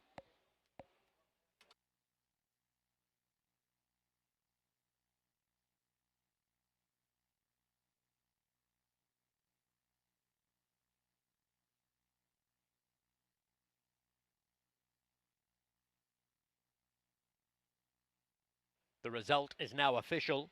Placings officially 6, 3, 4, 1.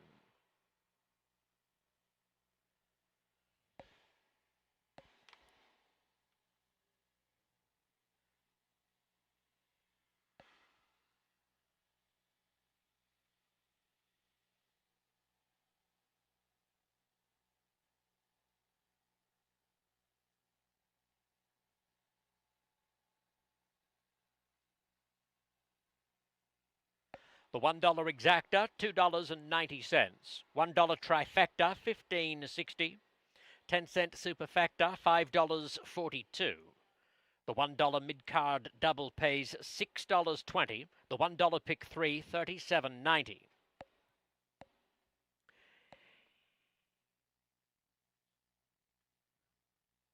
Here comes Hard to Grasp. Back to the winner's circle. A sorrel gelding by Golden Boy from the Walk-Through Fire mare. Tough to Figure. Hard to Grasp, a well-named racehorse. Bred in California and owned by Ed Allred. Trained by Jimmy Glenn Jr., the owner and trainer. Also supplying the runner-up, Warm and Toasty. Cesar Ortega had the winning mount. By the way, Warm and Toasty, the runner-up, was also sired by Golden Boy. So it's an exacta for Allred, Glenn, and Golden Boy. On to race 6. Post time is 8:44. No changes to the field as we open the final $1 pick 3 on the program. And Jose and Ulysses, when you come on board to review race 5, take a look at the breeding of that filly, number 5, Recuerdas. She's out of a dam called Remember to Walk. I would submit that what she needs to do is remember to break.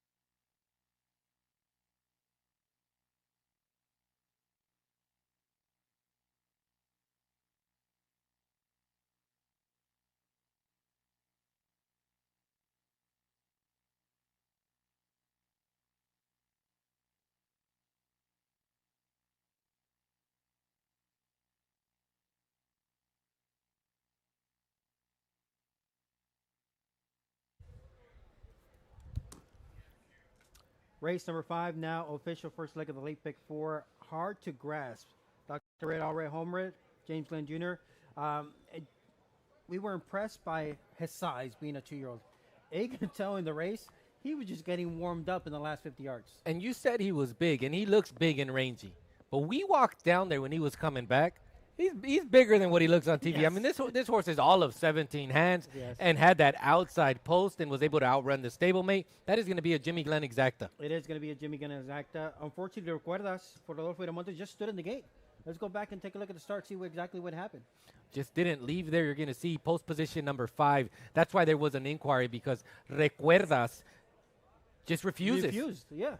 And that's like saying shank in golf. I mean, that's when you get a horse refusing like that. Did that ever happen to you? Never. Goodness. Thankfully, it didn't. Yeah. But that's just a bad spot, bad place to be. They're going to have to go back to the drawing board with Recuerdas. But the Jimmy Glenn duel, run 1-2. And listen, Warm and Toasty isn't the smallest horse. Hard to Grasp made him look little. Look at even on the Yes, head on. Look look at at the this. size difference. Hard to Grasp and Warm and Toasty, they're going to get to the wire together. But with the outside draw and those long strides, Hard to Grasp is able to outrun the stablemate. Yeah, he had that momentum, the longer strides, the better distance. Yeah, just refused. Recuerdo just refused. So they're going to try to go back and probably gate school that a few times before trying to enter right back. But it returned into a two-horse race, Warm and Toasty. Gate 3, Hard to Grasp, Gate 6. And Cesar Ortega had the better finish with the 2-year-old gelding by Golden Boy. We start with the favorite to that late pick 4, which the pool was over $136,000, and it goes to Hard to Grasp, Dr. Edward Already, owner breeder, Jimmy Glenn Jr., the trainer, and Cesar Ortega with the winning ride. Yeah, got the win there and gets the maiden opponent career start number 4. Congrats to the connections. Hard to Grasp gets the win, pays $380 there on the $2 win bet. 6-3-4-1 in race number 5. Race number 6 is 12 minutes away. Final pick 3 opportunity of the card coming up in 12 minutes of post time, and that will conclude coming up in race number 8 with the running of the Florentine handicap. So 12 minutes away, race number 6 coming up here after this timeout.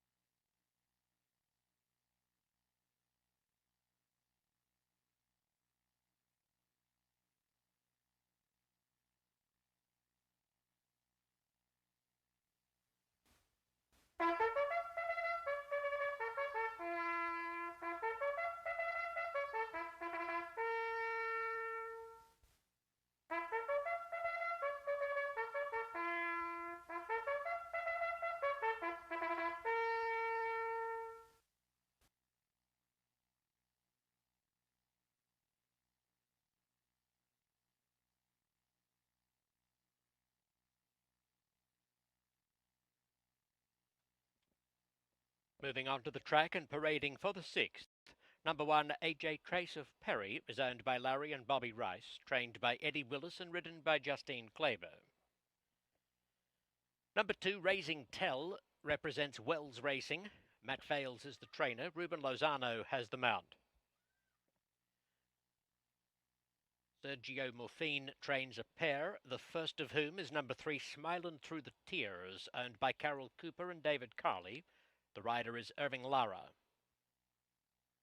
Paul Jones trains number 4, Dynasty, for Parsons Ranch. Henry Lopez has the riding assignment. And Morfine trains number 5, the King Eagle, who races for Porfirio Carrasco. Ricardo Ramirez is astride. 350 yards for this 2-year-old allowance, opening the final $1 pick 3 of the night. 8 minutes to post.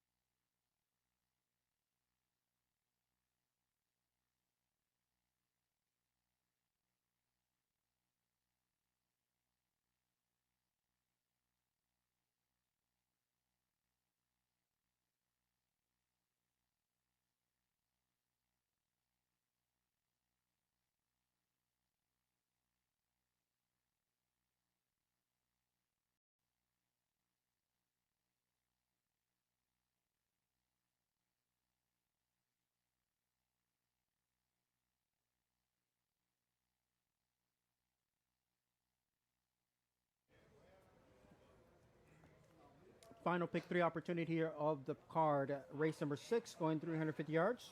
We saw early money show up here on Raising Tell. Was coming out of a allowance, 4th place finish from Matt Phelps, and is currently 8-5 on the board. Current betting favorite at 8-5. Also had a qualification into the Desert Classic Futurity, where this horse finished 3rd behind the solid horse in Cyber Buzz. That was back in April. A bit of a layoff till that last race, July 18th, when finishing 4th here in an allowance event. I think this horse is a deserving favorite, but I wouldn't be willing to take anything under the 2-1 morning line. Yeah, I think it's a very good evenly matched race because I feel like everybody has a bit of a strong suit as far as closing kicks. They all could finish relatively well. There's not a ton of consistent gate speed to really open up on this field. But if I had to make a top pick, it would be Smiling Through the Tears last time out. It looked like she was hanging on early on in the race. And then in the last 50 yards, it looked like she really turned it on. But at that point, the race was over. I feel like she's still improving. She's sure trying to get her rhythm. Second start at 350, I think is a positive. I am pleasantly surprised. I'm getting 7-2 on the 3. I'm in agreement with you. I'm surprised by the 5-1 on Dynasty. This horse gets to try the 350 yards for the first time. 3 efforts, 2 of them at 220, and was the debut. And then last time out, when lost all chance at the start, was done. But that 300-yard maiden breaking score was solid, and I think this horse is going to appreciate going 350, getting an extra 50 yards to stride out. Put it this way. If Dynasty did not have that last running line on paper and was just coming off of that maiden diploma, wouldn't she be battling for favoritism here? Yes, I mean, Right? if not for that last effort at 220, I think this horse would be your 9-5 favorite. I like that Henry Lopez turns a lot of the horses loose to warm up in post, and Dynasty looks good. And you look at that maiden breaking score, it was going 300 yards, and Dynasty was getting away from the field at the wire. Ended up winning by a half length, and the margin was getting bigger as they got to the wire. Look at the betting board. 2-1, 2-1, 4-1, 4-1, 4-1. I still think Racing Tail will probably play like a clear favorite in pick 4, pick 6 implications. Let's talk about the other maiden diploma winner, the King Eagle, the 5 on the outside. He got the win last time out. Although it was a blanket finish, all 6 runners in that race were separated by about a neck at the wire. But you can't ignore that the King Eagle won from the outside post and gets the outside post once again. Yeah, you should get a good effort out of the King Eagle once again. 2 Sergio Morphin runners Smiling Through the Tears, the 3 and the King Eagle on the outside. Both of them currently 4-1. I'm looking at the pick 3, Will Pays Jose. The first 3 legs of the pick 6, and the 2 Raising Town is favored at $16. 15-1 is what that's coming back for that dollar. Pick 3, but then it jumps up. The next favorite in that pick 3 is the 1, AJ Trace of Perry, Okay. and that's paying nearly double, Okay. 31 in that pick 3. So there is some separation in the sequence. It jumps up to 40 to the 4. Dynasty, 44 to Smiling Through the Tears. And the biggest price, which is a surprise to me, the biggest payout in that rolling pick 3 is the 5, the King Eagle, at 58 and change. You get the benefit of the outside draw, and you're the biggest payout in that rolling pick 3. That's a surprise to me. It is. I rank this race as 3, 4, 2. So I have the 3 and the 4 ahead of the 2 in my rankings. Raising Tail did run her in a pretty good allowance last time out, but you still got to figure out where you fit, right? As far as are you going to be the allowance overnight type of horse, or are you going to be more in the claiming ranks? This is going to be a pretty good leveling out for all these runners, because I feel they're all kind of matching up fairly well against each other. I don't think there's a big time separator. So if you told me, hey, I like the 5 at that price, I wouldn't talk you off of it. But if you're going to give me 7 to 2 on Smiling Through the Tears, even if you're going to give me 3 to 1, I would take 3 to 1 if I can get it on the 3. That's who I would stay with the win bet here. I agree with you. Now the price has rose up 2 to 1. The current morning line is the betting line right now, 2 to 1 on Raising Tail. I think anything below that is too short to take. And now the 1 has also dropped to 2 to 1. This is a good betting race. Field of 5, 2 to 1 on the 2 inside horses, 9 to 2 on the outside number, and the other 2 are in between. I wouldn't talk you off of any of these 5 runners. With that said, this looks like a leg where you want to have it covered in the pick 6. Look, I went with the other Jimmy Glenn. I went with Warren Mentosi and Recuerdas in race number 5. So I'm going to get it back involved into the pick 3, and I'm going to go 3, 4. Those are the 2 runners I would get involved to begin a new rolling pick 3 here. 3 and 4. And looking at the post parade, you're going to see all these runners walk on by. They all looked good. None of them seemed to get too nervous, antsy, or too washed out. They all had a good warm up as they're walking back toward the gate. So I couldn't talk you off of any of these runners. But if you are trying to make money, I think 7 to 5 is just too short to take on Raising Tail. By the way, if you're tuning in and are getting involved in pick 3, we do have the rider update change in race number 7. Hard to explain. Make it Jesse Gonzalez. Jesse Gonzalez on Hard to Explain in race number 7, the 1. Martin Arriaga off his mounts. We told you the rider change in the finale. That goes to Irving Lara. Competent, the 3 in the finale. The Florentine handicap will now be ridden by Irving Lara. You saw these 5 2-year-olds walk by, Jose. They all look good as they're getting to the gate. Nobody really, I couldn't say a negative thing to kind of shy me away from anyone in this spot. George likes the 2-4-1. I like 3-4-2 in that order. Go out to Mike Corona for the load and call here, race number 6. Michael, Ulysses had to pay up that bet that I won for dinner, so I'm going to enjoy my burger from Schweine's. Good on you, mate. Well done. They're about to move in for this 6th race on the card. AJ Trace of Perry taking up residence in gate 1. Here comes Raising Tell, who heads the wagering at 8 to 5. Numbers 1, 3, and 4, each currently 3 to 1. Smiling Through the Tears coming up to post position 3. Dynasty to gate 4. And the King Eagle will break from the outside. Dynasty inching forward. And the King Eagle completing the line. Still 8 to 5 for Raising Tell. The King Eagle yet to load. Comes up now. Stand by for a start. Ready. Raising Tell tossing the head about, getting quite fractious. And so is the King Eagle out in gate 5. Racing! Raising Tell began cleanly, but not as fast as AJ Trace of Perry or Smiling Through the Tears either side. Dynasty is down the outskirts with the King Eagle. The 5 of them almost in line. AJ Trace of Perry headed by Smiling Through the Tears. Dynasty, the King Eagle, Smiling Through the Tears. Smiling Through the Tears from the King Eagle. It's a Morphine Exacta. Dynasty getting up for 3rd, then AJ Trace of Perry and Raising Tell. Just a field of 5, but highly competitive. Standing by for the unofficial result, but I think Sergio Morphine has snatched the exacta, and yes, it's 3 over 5. Morphine at 9-2 and 6-1. Smiling Through the Tears beating the King Eagle with number 4 Dynasty third and number 1 AJ Trace of Perry finishing fourth. That puts the even money favourite Raising Tell fifth and last.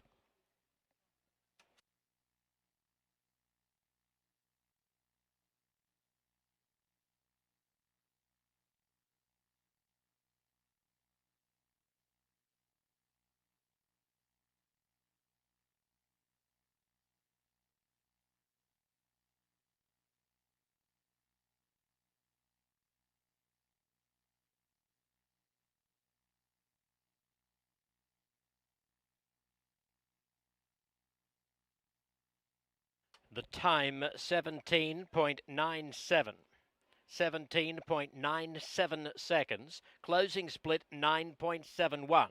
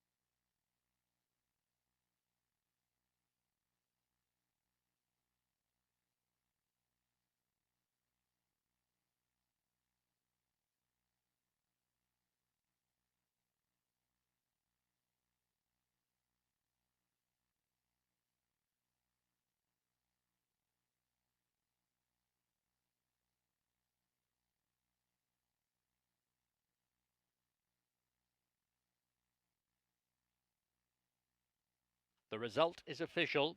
Placings officially 3541. The $1 Sergio Morphine Exacta, $30.50. The $1 Quinella pays $14.70.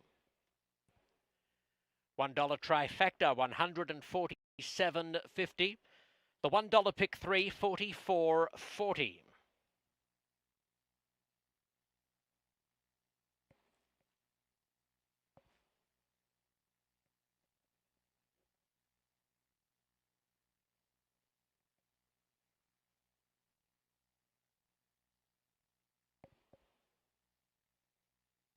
Post time for the 7th, 9:08. No show wagering after the scratch of number 2, Hechicera. The rider of number 1, Hard to Explain, Jesse Gonzalez. Race 7 opens the $1 late double.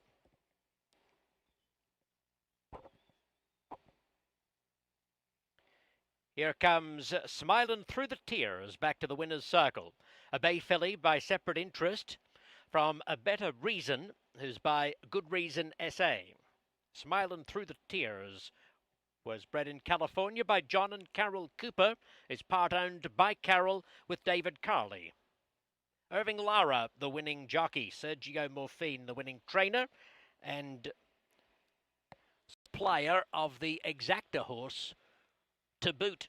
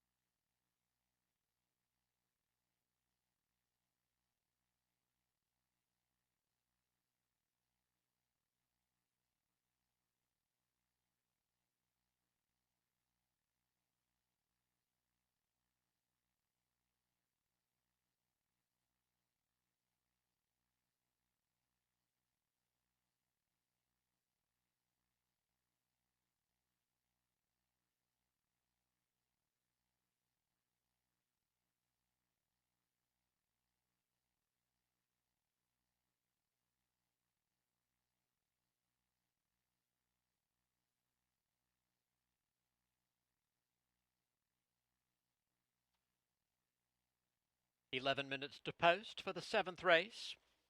A 300-yard quarter-horse allowance for 3-year-olds and up. Opening the $1 late double. Number 1, Hard to Explain, races for Gamaliel Garza Garcia. He's trained by Juan Alaman. Jesse Gonzalez is the replacement rider. Jesse Gonzalez with the pickup mount on Hard to Explain. Number 2, Hechicera, is a scratch. As a result, no show wagering on this race. 3, Mission Possible, is owned by Steve Burns, trained by Mike Castleman, ridden by Justine Kleber. 4, Crypto Favorite, trained by Jesus Nunez for E.G. High Desert Farms. Salvador Vargas is in the irons. Number 5, Nymphlike, is owned by Ed Allred, trained by Scott Willoughby, partnered by Gabriel Lara. So the wagering menu: win, place, exacta, quinella, trifecta, and double. You have 9 minutes in which to invest.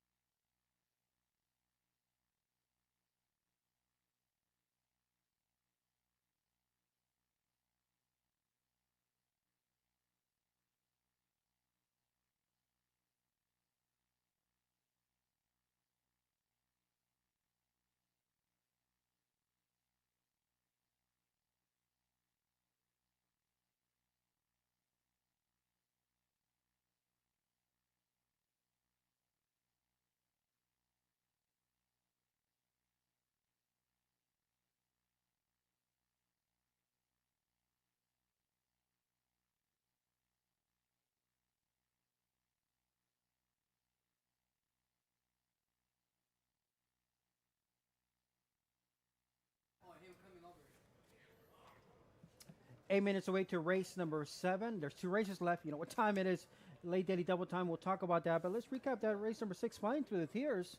Pretty good price in the end, 92. And the stablemate had every opportunity to run by about the 110-yard mark. I thought that the stablemate was going to run her down, but couldn't. What a big race by Smiling Through the Tears to get the victory, holding off the stablemate, the King Eagle. Yeah, that was a good win and a good exacta for the barn of Setco Morphin. So that was a good start to the late pick 3. Coming up, race number 7. Allowance, 300 yards here for these runners. Scratch at 2 Hechicera. By the way, the jockey update on the 1.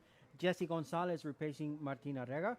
Jesse Gonzalez already had a winner earlier tonight, and he won the feature last night. Jesse Gonzalez and Juan Aleman are 2 for their last 2. They're trying to make it 3 in a row when they combine here, and they're on the 6-5 favorite. Hard to Explain, which is my top selection. I don't mind the Rayo draw, but this compact field of 4 could go anyway. Could bring us a blanket finish. Yes, it could be. Hard to Explain. Good maiden diploma win in 15:55, and the timeout probably did him some well. He was a gelding that was always destined to be a high-profile runner. They paid more than $500,000.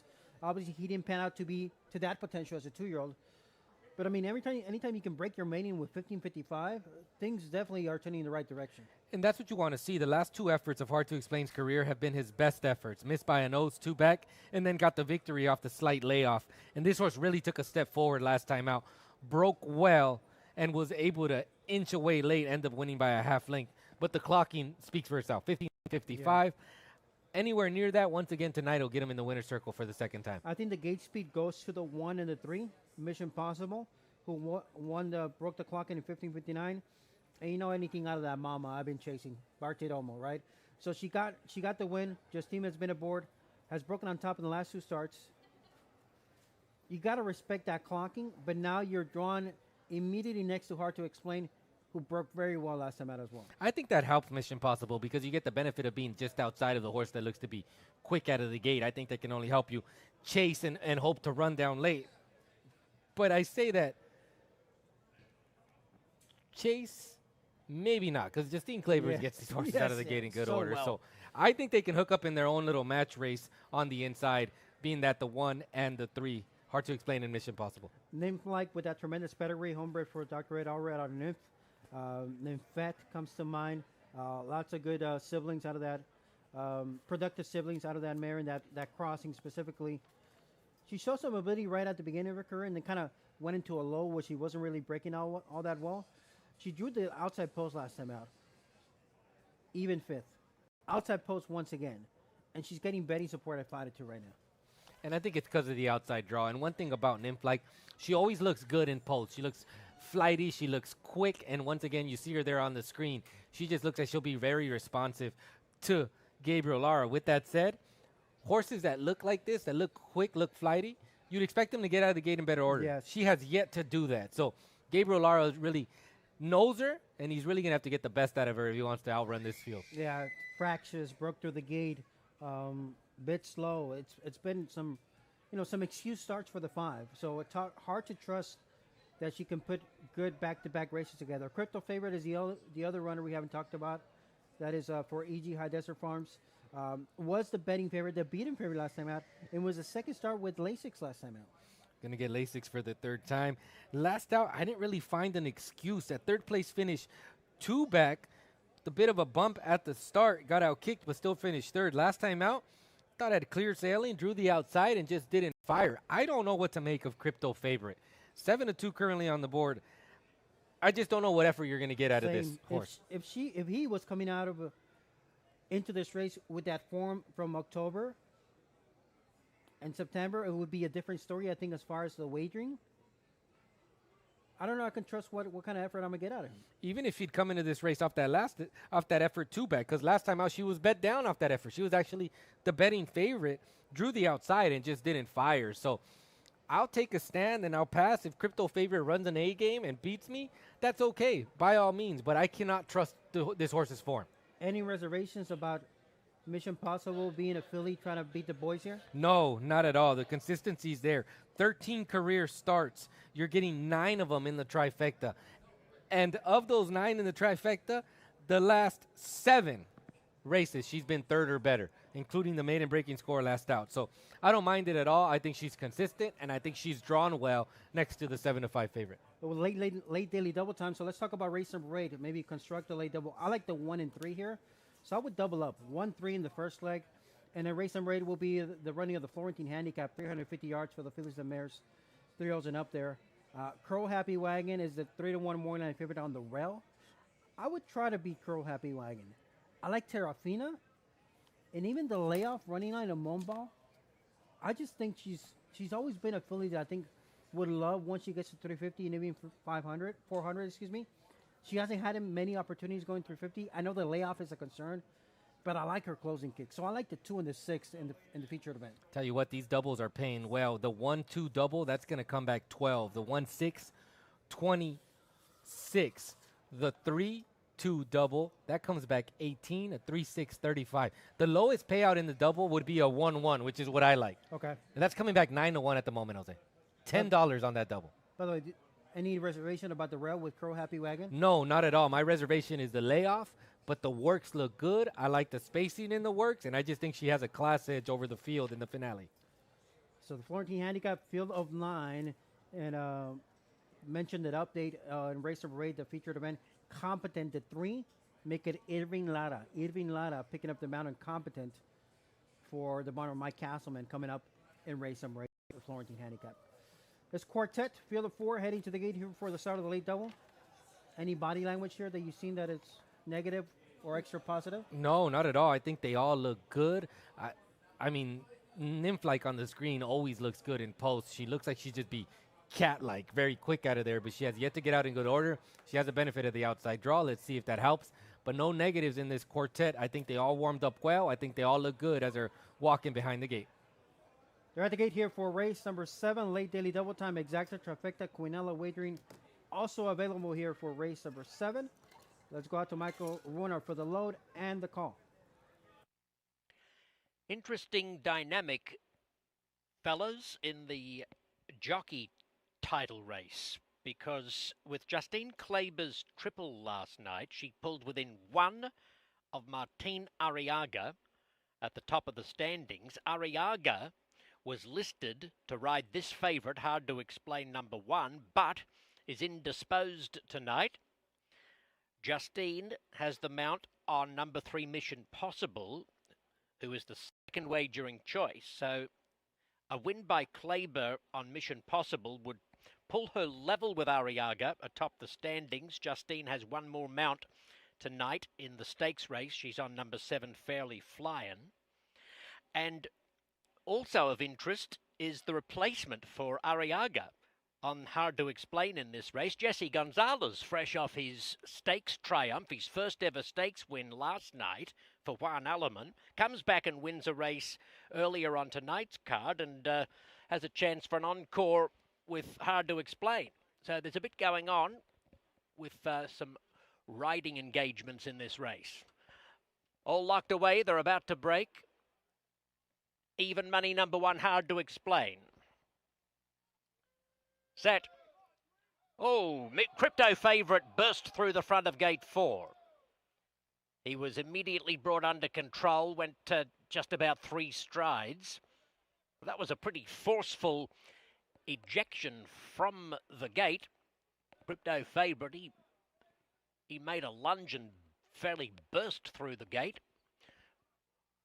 and is being trotted about under the watchful eye of the veterinarian. Crypto favourite is currently the 3-1 third choice. We have hard to explain number 1, even money. Mission Possible number 3, 2-1. Crypto favourite number 4 is 3-1, and Nymphlike number 5 is 9-2. So the order of favouritism matches the program numbers. Crypto favourite back into line. Now, Nymphlike going off in gate 5, climbed very high. The inside pair well behaved. Racing. Crypto favourite begins alertly, although is running all over the track. Mission Possible has the lead. It's Mission Possible from hard to explain on the inside. Crypto favourite third. Hard to explain finishing fast. Mission Possible still just in front. Mission Possible.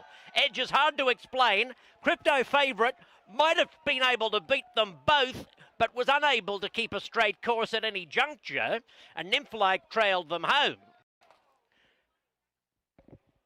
What an eventful 4-horse race that was, with the 4 and 5 very troublesome prior to the start, and then Crypto favourite number 4 all over the track like a drunken sailor, throwing away his best chance, and it's number 3 Mission Possible coming out on top, beating number 1 hard to explain. The 2 star jockeys of this weekend at Los Alamitos fighting out the finish to race 7. Justine Kleber with this victory, her 4th this weekend, now draws level atop the jockey standings, as Mission Possible beats number 1 hard to explain, with number 4 Crypto favourite third and number 5 Nymphlike fourth. The time 15.59 seconds. 15.59 with a closing split of 9.84.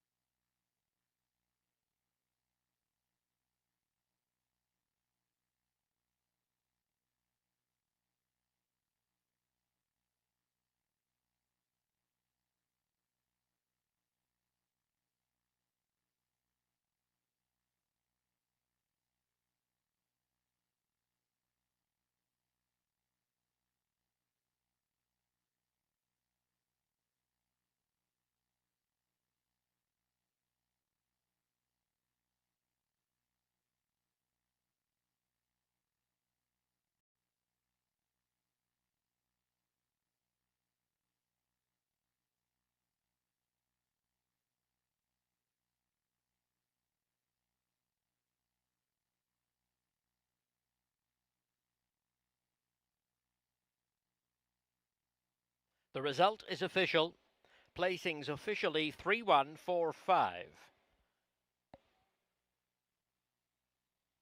$1 exacta, $7.20. $1 quinella, $2. $1 trifecta, $11.90. Post time for race 8, the Florentine Stakes, 9:32. Irving Lara rides number 3, Competent. Here comes Mission Possible back to the winner's circle, a grey filly 3, by separate interest from the walk-through fire dam, Bartiromo. Bred in California and raced by Dr. Steve Burns, trained by Mike Castleman and ridden by Justine Kleber, who is now tied for the lead in the jockey standings.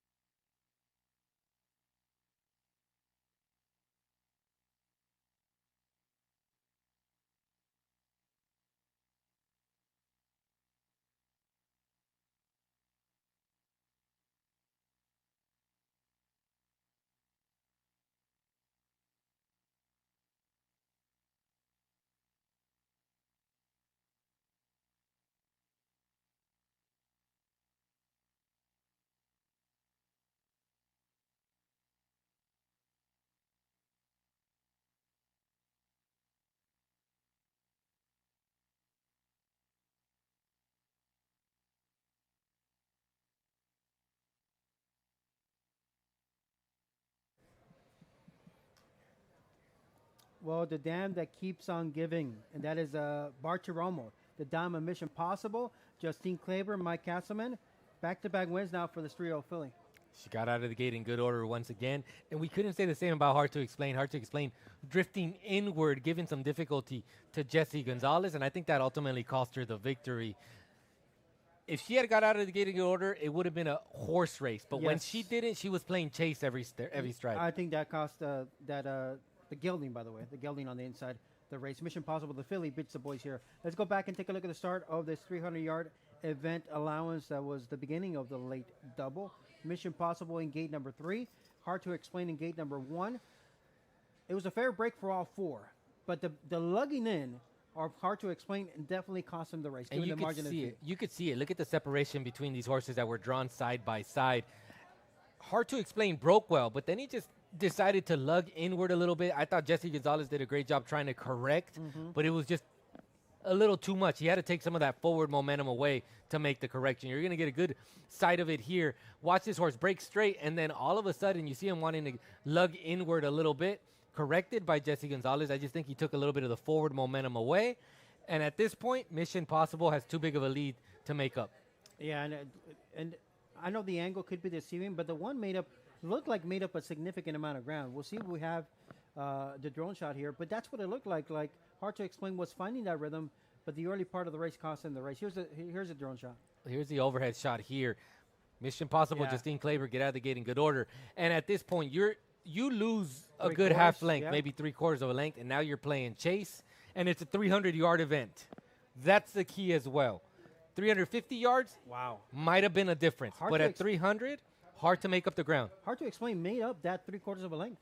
Sure did, but that's the big key between going 300 yards, 350 yards. Yeah. And these are older horses. These are 3-year-olds and upward, non-winners of 2 lifetimes. So 300 yards was just a little too short for Hard to Explain to make up the ground. But Mission Possible is able to get out of the gate in good order and get the victory. Congrats to Dr. Steve Burns, a homebred here by Separatists out of Bartiromo here, California bred. Mike Castleman, Justine Kleber. And now with the hot couple of months that Justine is having, that puts her right in the mix of things for the battle for leading rider the rest of the way for this December ending meeting. So congrats to the connections. Mission Possible now 2 for 14 lifetime, getting the win. 3-1-4 the order to finish. Race number 8 coming up next, 14 minutes away to the running of the Florentine Handicap. And just a breeding note, Separate Interest has sired consecutive winners on the program, Smiling Through the Tears and Mission Possible. And in the upcoming 8th race, Competent number 3 for Steve Burns is by Separate Interest from a Walk Through Fire mare, just like Mission Possible. So, same cross here.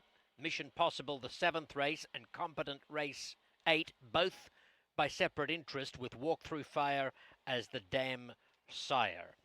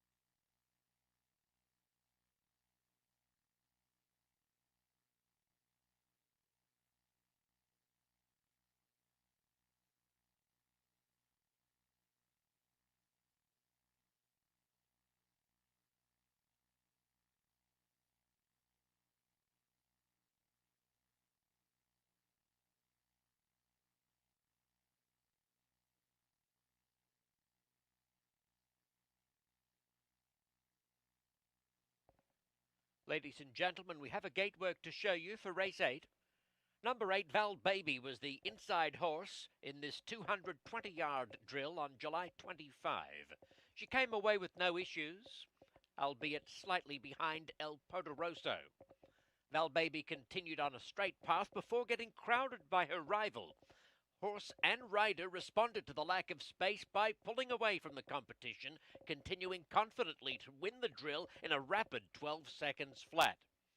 This sophomore filly finished second versus males in the James Smith earlier this year and has been facing older runners in her last few stakes appearances.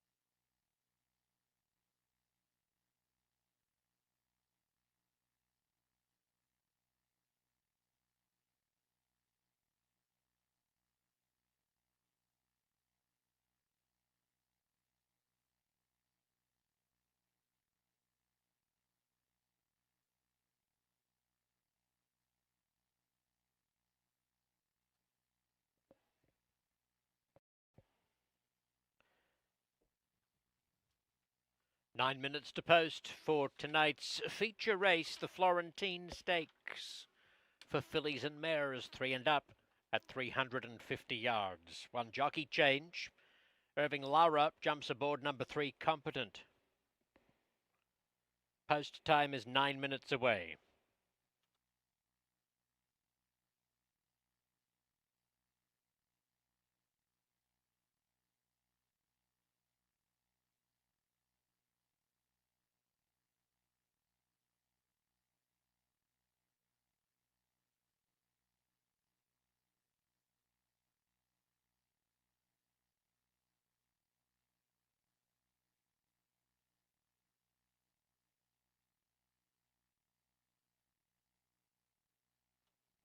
The post parade is led by number 1, Curl Happy Wagon for Jackpot Farms.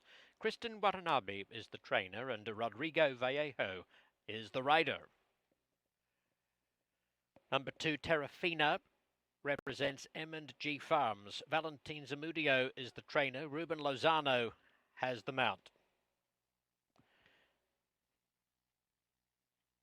Number 3, Competent, is owned jointly by trainer Mike Castleman and Steve Burns. Irving Lara is the replacement jockey.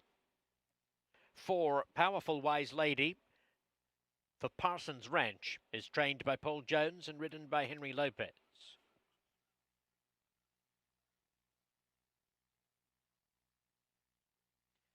5, Shisa Chilitos is owned by Efren Viramontes, trained by Rodolfo Viramontes, ridden by Alejandro Carrillo.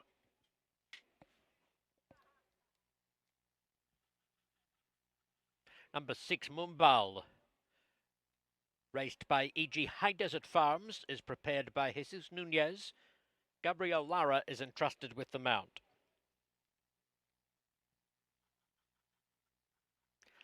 7, Fairly Flyin' is owned by the Edward Meltzer Revocable Trust, conditioned by Eddie Willis. Justine Kleber is aboard. Number 8, Val Baby is owned by Jose Luis Valdez, prepared by Ramiro Zawazo, guided by Salvador Vargas.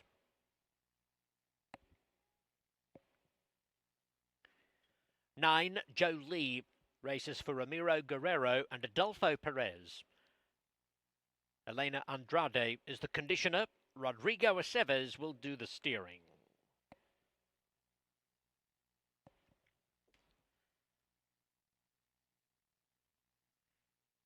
Coming up next weekend at Los Alamitos, the Golden State Derby Trials on Saturday night and the Claiming Futurity next Sunday.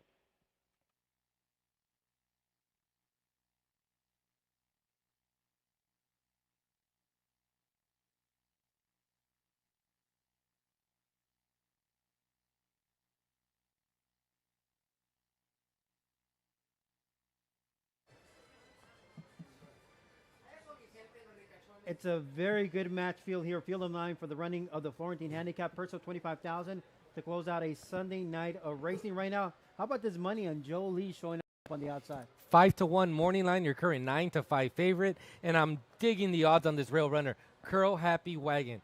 3-1 morning line favorite. I know the layoff is a question mark, but this horse has a class edge over the field, and you're currently getting 5-1 on this rail runner. Also a positive, you see Rodrigo Vallejo come in town to ride. Yes, she's been in very good races. She ran in the All-American Oaks, the Los Alamitos Super Derby.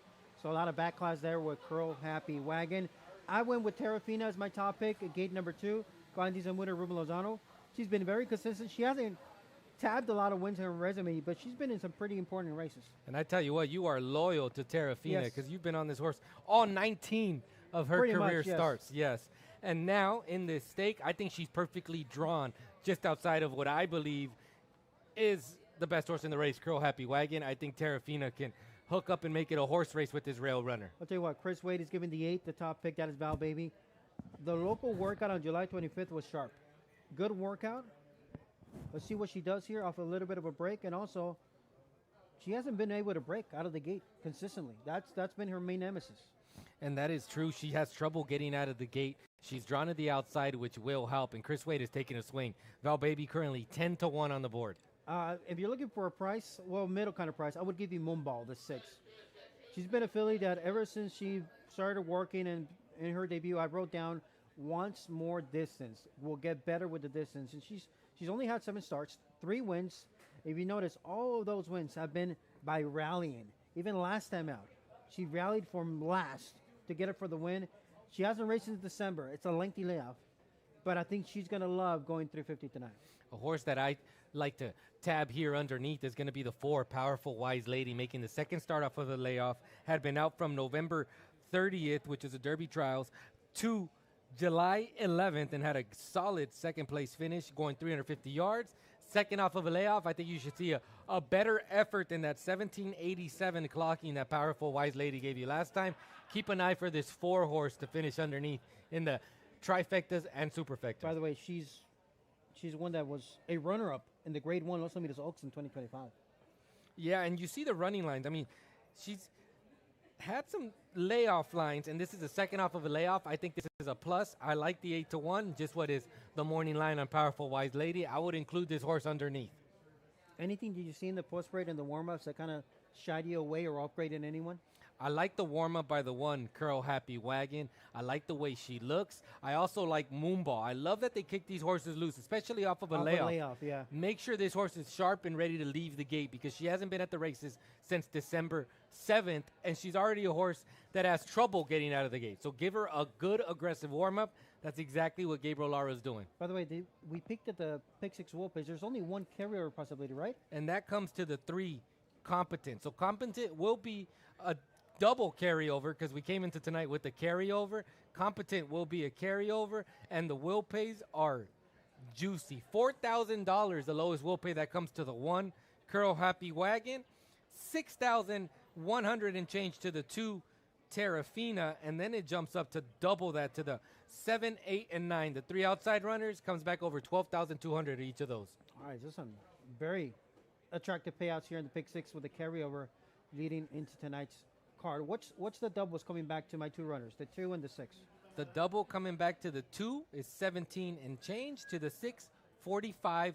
Wow, okay. So they jumped up Yes. from the time we checked them with the way the current pools were. They jumped up now. These are good payouts. Lowest payout in the double, 14 and change to Curl Happy Wagon, the 1. What's the separation in the Pick 4 will pay between the 1 and the 9? 155, the pick 4 comes back to the 1, 286 to the 9. The second lowest payout is going to be 164 to the 2. So this is a lot more win money than exotics money on the 9, right? Yes, because even the pick 4 coming back to the 7, Fairly Flying, is 279. It's less than it is Yeah. to the 9. So the 9 is a 4th choice in the pick 4. And by the way, you know I was all about Jolie 2 starts back and 4 starts back when she got the win. Her gate speed is her main weapon. She's got one of the best gate riders in the history of Los Alamitos, Rodrigo Aceves.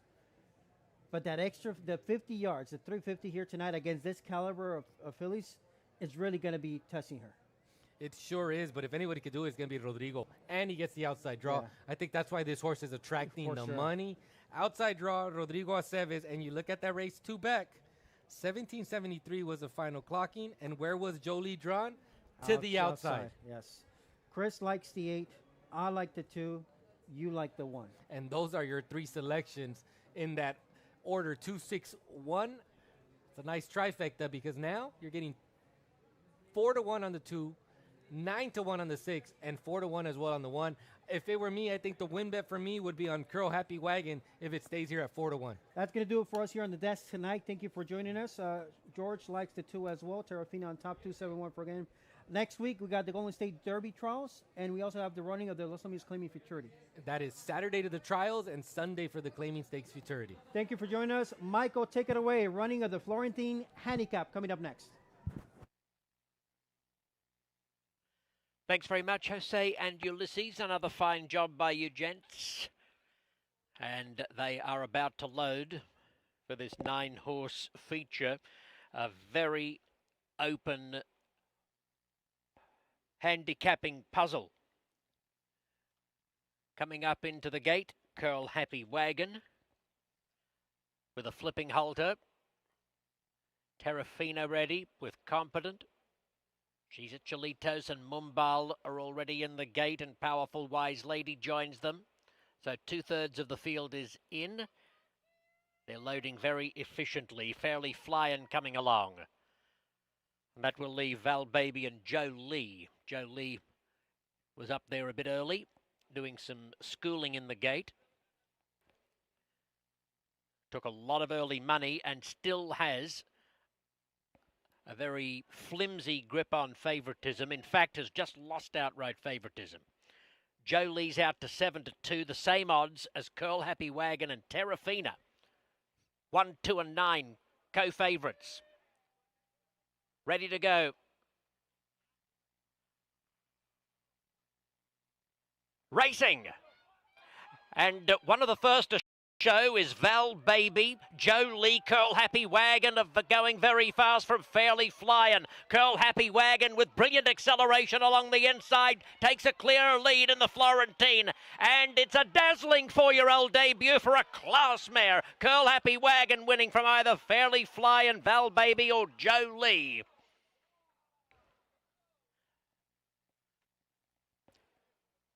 Did I say there were 3 co-favourites at 7-2? Right before the break, Curl Happy Wagon, number 1, has been pounded down to 2-1.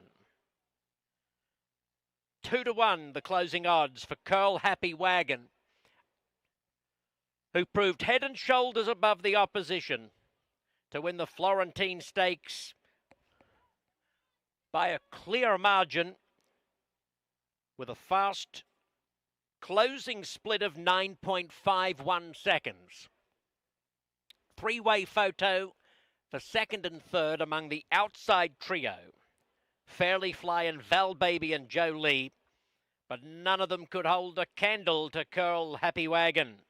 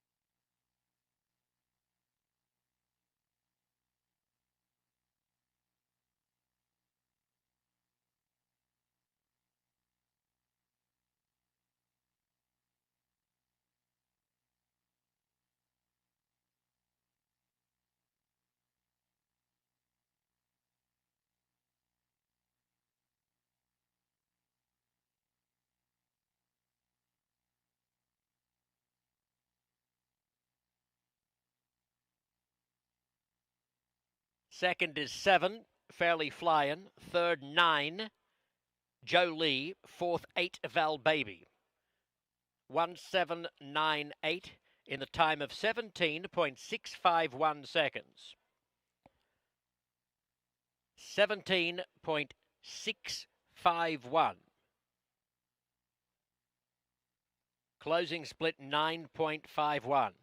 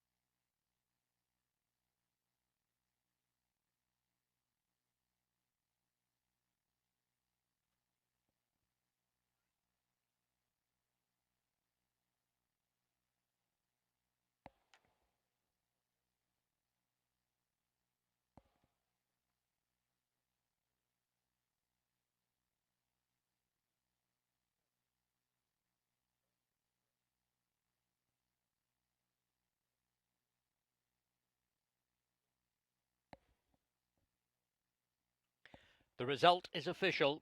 Placings officially 1798. The trophy presentation will be made by Los Alamitos track handicapper Christopher Wade.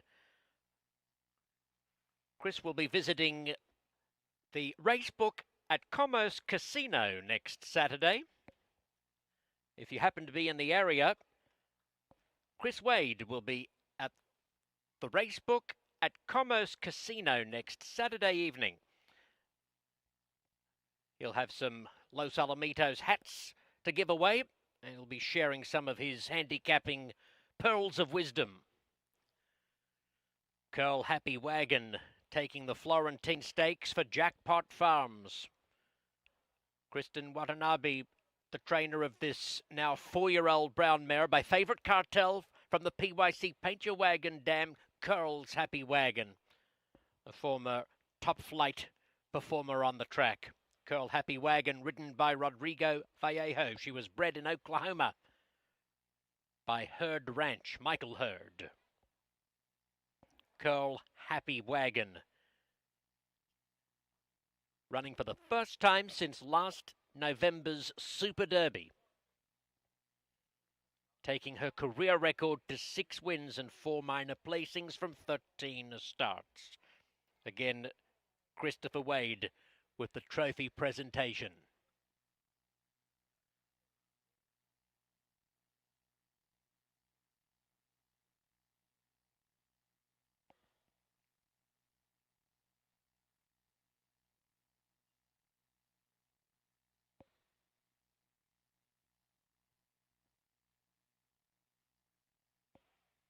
The $1 exacta, 14.40.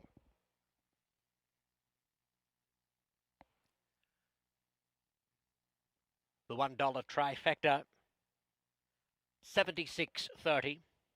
10-cent superfecta, 54.20. The $1 late double, 14.80. $1 pick 3, and even $80.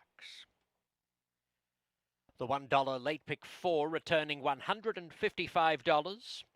The $2 pick 6, $4,090.60. 5 of 6 yielding $88.40. And the $1 place pick all pays $55.90. That tidies up the details on our Sunday program. We thank you for playing Los Alamitos, and we hope you found a few winners across the night. Next Saturday, trials to the Golden State Derby. Next Sunday, the Los Alamitos claiming futurity. In the meantime, we wish you safe travels. Hooroo!